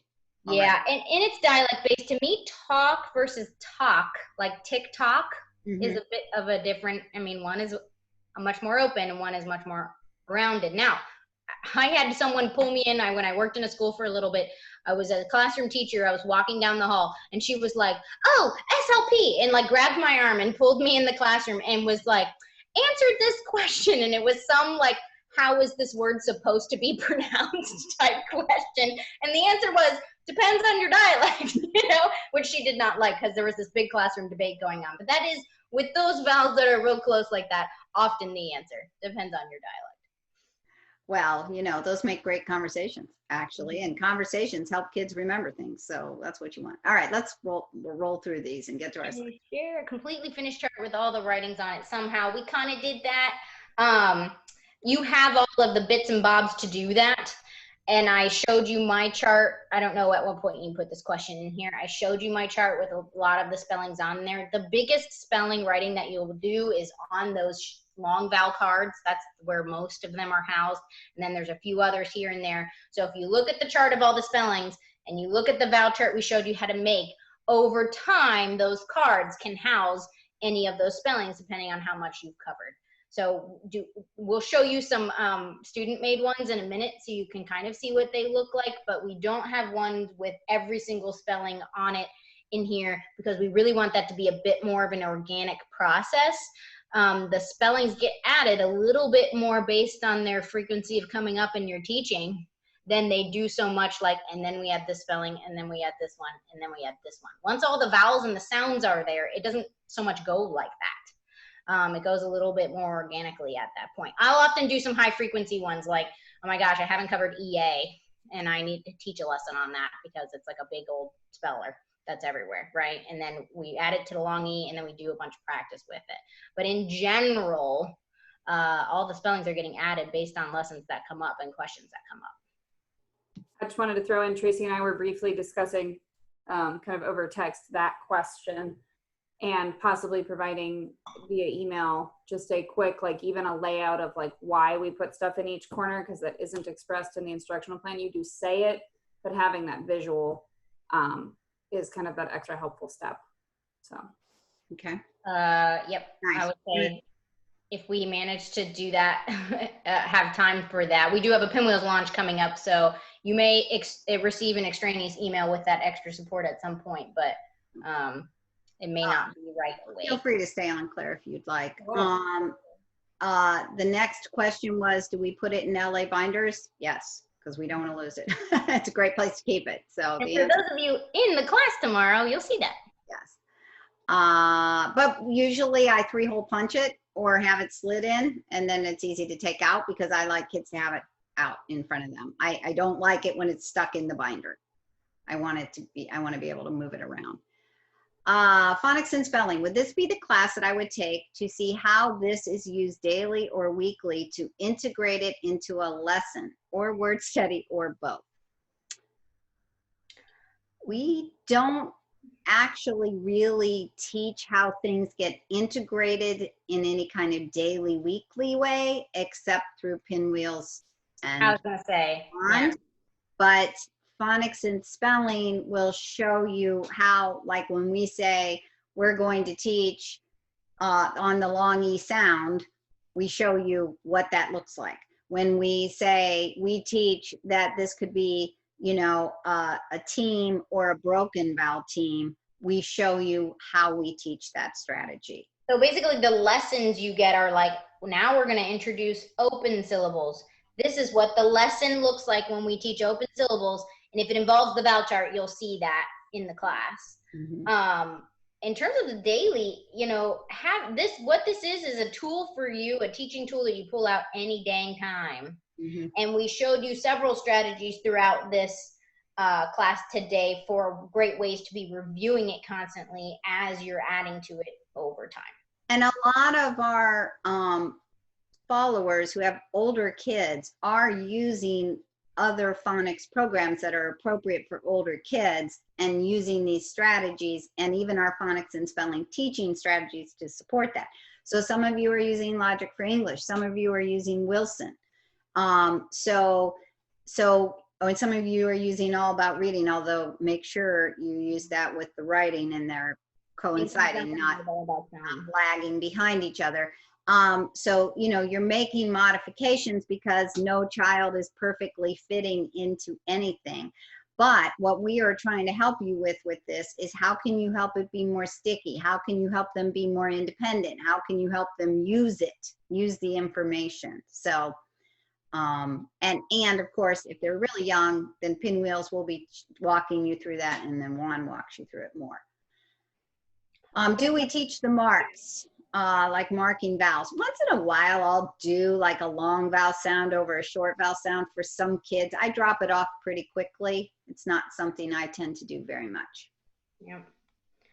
Because they don't see those marks in spellings, it's often not super sticky for them. Mhm. Is there some tool for helping students remember which vowel R combination to use for each word? I assume you might be talking about that we get into that teaching of ers and the practice we do with those more in the phonics and spelling class, so I'm not going to go into that. Yeah, but you know, that's a lot of word form memory, and It is. It's tough. yeah, you need to spend time using the words with their meaning. In terms of our practice for those kinds of things, it would be a combo of phonics and spelling and word study Yeah. strategies from both of those classes that we would use to work on that kind of thing. To catch up to where we're at in the vowel chart, should we just do a few review days to catch up to our chart? Yes, I would say yes, and stop and don't go too fast if you come upon something kids don't know. So say they are already now at the vowel teams. They're asking, should they build a vowel chart and start with short vowels and make their way up to You where did say fly through all the short vowel sounds, ooh, long vowel, and open syllables to get to the ers, which is where I mean, fly if you can fly and your child really knows it. And if you come upon something they don't know very well, stop there, no matter where you are in your program. Would you allow students to view their vowel chart during dictation? I want to teach to a level success. I want kids to use their resources. I will tell you, my rule tends to be they're welcome to so when it comes to dictation, I'm really trying to be dictating at a level at which they can be relatively successful. So if there was so much text that like every other word they didn't know how to spell and needed their vowel chart, that's a bad dictation passage. So I would want it to be a few sentences. It depends on the student, but you know, a few sentences that they can mostly handle. They probably will have some spelling questions, but I'm wanting them to try to be applying their skills independently. So generally, no. But in other activities that aren't quite about, okay, now we're really trying to put all our skills together and really use our independence, like partnership writing or, you know, dictation to spelling practice, that kind of stuff, then I'm happy for that. You know, if they're writing a free write and they're like, how do you spell this word? I'm like, get your out chart. So I'm constantly asking them to get out their resources for any other kind of activity. With dictation, I tend to try to have them use their independent skills. And what I will do is when they're done with dictation, I'll say, I want you to look over that and see if you need to fix anything. And then what I would want is them to realize I have a vowel chart and I can access my vowel chart to help me. Any editing, they're always allowed to use any resource. Yes. That was a good question. If the child has speech disorder and delay and cannot pronounce some sounds, will this still be effective, or will it confuse the spelling because of how they say the sound? The vowel chart will likely help them sort through some of the sound production confusion. These kinds of strategies and the fact that they're very multisensory and we're asking you to do a lot of practice with your face, with your mouth and articulators, usually help kids begin to make progress in their articulation struggle if they have that. If I'm working with a child with a speech disorder and they are at all reading age, I try to get them reading as soon as they can, because when I do all that kind of work and I put symbols with it, and we know this even just working with preschoolers, we put symbols with sounds to help them get some visual connection, and we have them feel everything. So I try to use reading and writing as much as possible to help clean up speech as soon as I can. And it does. And it does. Yeah. And we get a sound placement chart for the sound cards on the chart, like how the end sound is written on the, oh yeah. That was the other question. The answer needs to be yes, doesn't it, Claire? Claire's like, yes. The answer is yes. Yes, the answer is yes. Claire's going to make it happen. Yep. I can tell. Or Tracy too. Okay. My son is dyslexic and has dysgraphia. He avoids writing and reading. He is reading on about a 3rd grade level and he is in 6th grade. He's coming from Montessori education. This is my first year at home with him and I'm not sure where to go from here. Okay, so we want to get him writing. I would say roots entwined and phonics and spelling for sure. And in that, we will guide you. And you also might consider a private coaching class so we can get you started. That's what I would recommend. Awesome. I was just clicking through, there was a couple just comments on things we had said, so I was clicking through those. Actually, Emily, it sounds like Pinwheels was right. She said her student couldn't write it all. He's memorized words, can't write it all. So I would say you want Pinwheels for writing then. How many Pinwheels levels will you be offering? There are 3. And generally, this is a goal of ours. Within the next couple of months, we're going to try to have all of the scopes for what each level of Pinwheel covers up on the Pinwheel web page. So regardless of, you know, having the level out, you'll be able to see, okay, I have Pinwheels 1, and this is what will be covered by the end of all of the Pinwheels curriculum. You're not going to get the entire vowel chart. I know that was asked at one point. Basically, kids by the end of Pinwheels level 3 will have short vowels. They'll have the oo, vowel-teen, and they'll have a few bossy R's, I believe. And that's about where they are by the end of Pinwheels, and that picks up nicely with where things start with the wand. Yeah, so Okay. that's it. Who is the Roots and Twine program for? What stage do you use this course? Okay, so Roots and Twine is where we teach you what we mean by intentional copy work. And we try to give you this year-long support to help you kind of figure out what you need to be doing with your child. So it's really a place where we show you how we teach kids copy work, what are all the components we want to make sure they're using. And if your child's struggling in a certain area, we try to guide you toward what you need to do next. So you get 3 sessions. Each session has a follow-up Q&A session in the first semester. And in the second semester, you get 3 more sessions, and each of those have a follow-up Q&A session. So it's kind of a little more hand-holding, and it really centers around how do we get kids using their reading and writing skills at whatever level they're at and practicing them in this very intentional way in copywork and dictation. And from there, how it can help support original writing and reading. And the last question is, do I need to make sure my child, age 8, struggling reader, is solid on all the consonants before using the vowel chart? Heck no. That sort of almost assumes that that consonant information is more important than vowel information, which it certainly isn't. Vowel information, I would argue, if anything, is more, I don't know. They're both very important, but vowel information is huge. It's basically the epicenter of all words. So if you're working through Pinwheels, you see the very first thing we teach are those short vowel sounds before we've even taught a consonant. And we have them do a lot of practice with vowels before we even get to a consonant because of how important they are. Right, but we start getting a handful of consonants in there because none of it has any meaning until you start making words. And kids who are having trouble remembering their letters and remembering consonants too need to be exactly doing that Pinwheels method where they right away get it into reading and writing. We have to get it to its meaningful unit. And we want to be doing it from their oral language to their written language. So Pinwheels is the way to go if you're struggling there.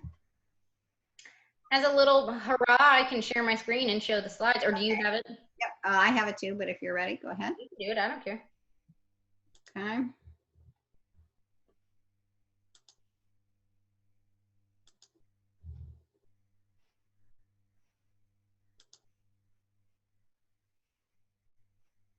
All right.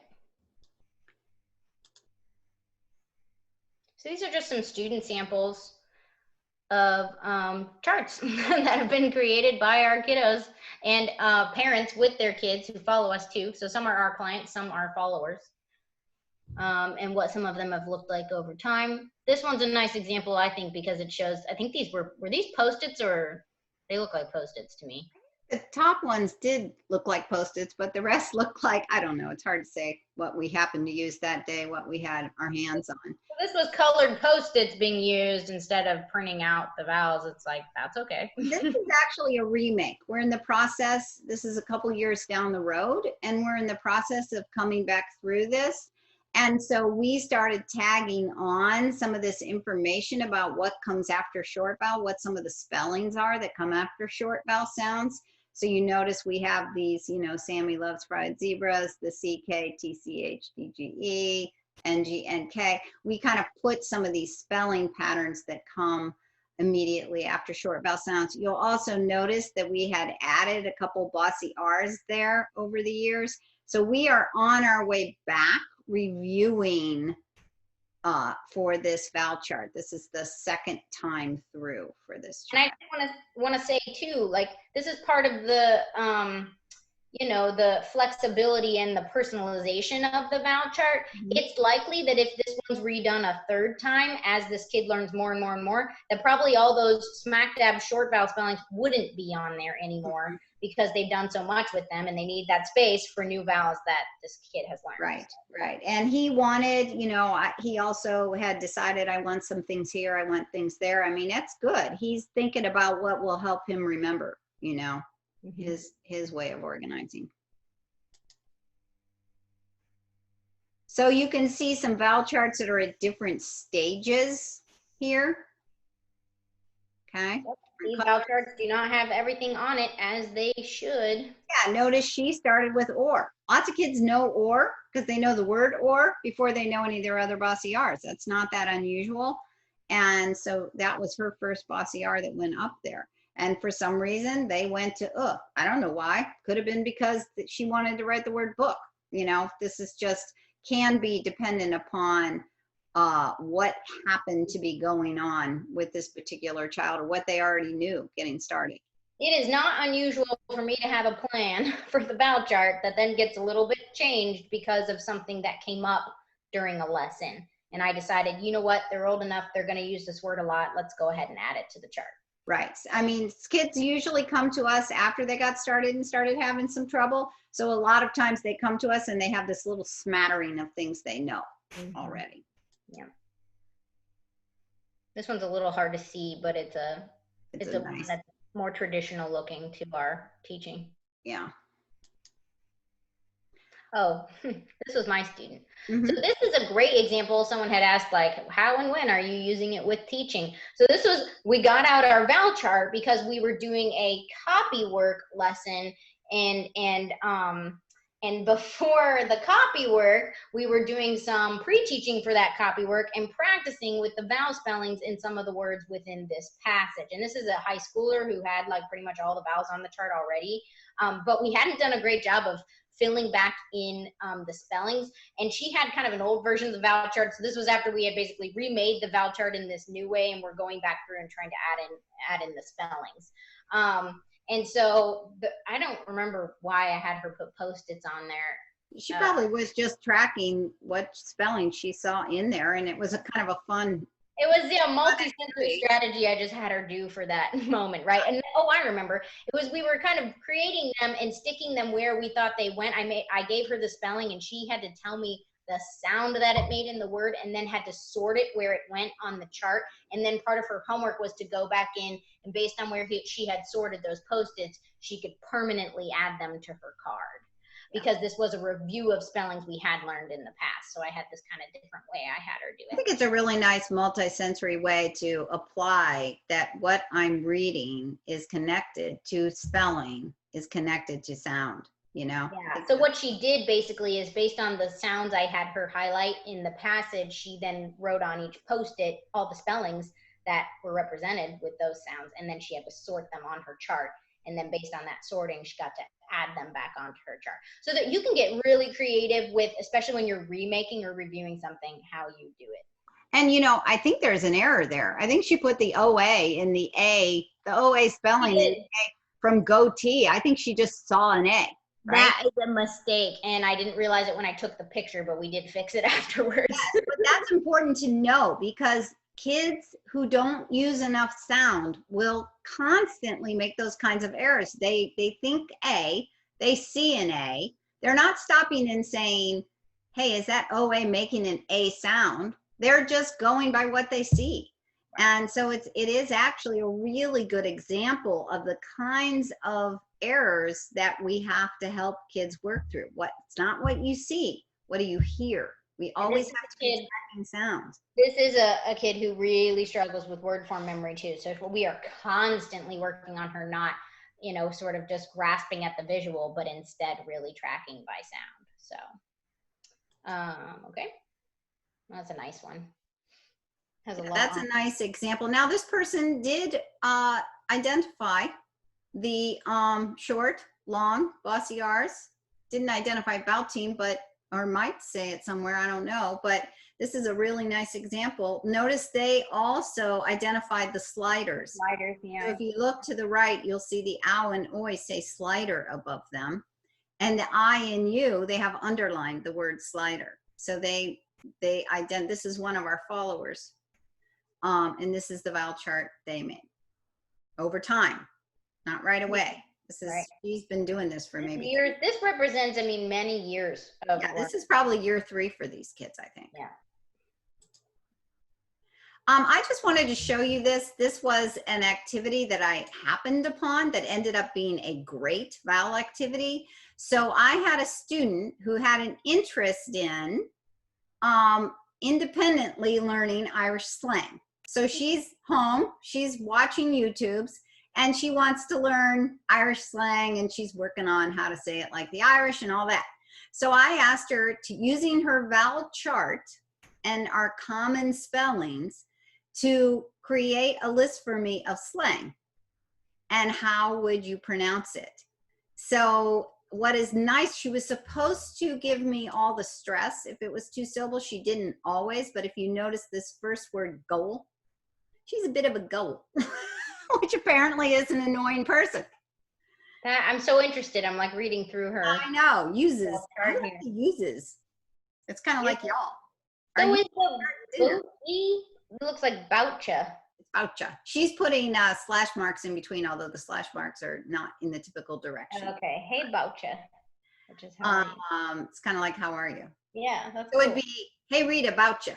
The blank is where you'd fill in a name. Hey Rita, Boucha. Oh, I see. Be like, how you doing? Yeah. So anyway, this ended up, if you have older kids and you're looking for, how can I make this more meaningful for them? This can be kind of a funny thing to do. So I just wanted to share that with you. And then I'm going to show you something I did with a younger child. This is actually hard. She was very into birds, and she listened to bird calls, and she tried to create, using the letters she had available to her, how those birds make sounds. And then she also looked up in bird manuals how they say that the bird sounds are made. So the first column is the picture of the bird. Second column is, I can't remember which, I think is her version of what she thinks they say. And then the third column is what the books say. But I can't remember who said pee hurt, pee hurt, pee hurt. Yeah, I was gonna say, I would guess third column is maybe hers, but yeah, I don't know. I don't know. Those bird books though do use a lot of funny things, so it's hard to say. I can't remember now. She didn't label. This is years ago. We did this. This child is probably graduated from high school by now or something. But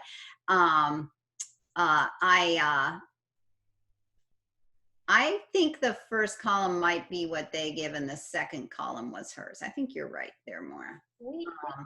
But anyway, she really enjoyed this, and this ended up being a way that she had to access and use her vowel chart. And what is hard about this, though, is birds aren't human. They aren't going to exactly match to the way we make a sound. But again, this was a way that really built into her particular interest level. So this is just reminding me, I have done this with students who are learning another language. Sometimes when they have vocab words in another language, they have to practice pronouncing.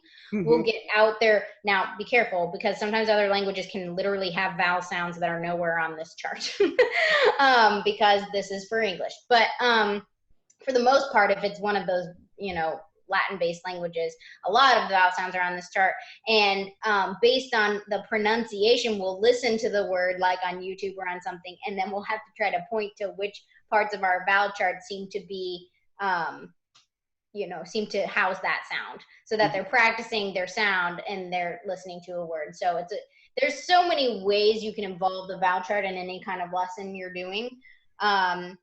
You know, it's hard for us to give you every single one because a lot of it is, you know, kind of creative on the fly. Some of the lesson we weren't planning on using the vowel chart for, I realized halfway through has a lot to do with vowels, and then I have my kids get out their vowel chart, right? So keep that in mind. Like I said, it's this sort of tool in your tool belt that we want you pulling out at any point at which you can apply it. And for a while, they use it every day. Yeah.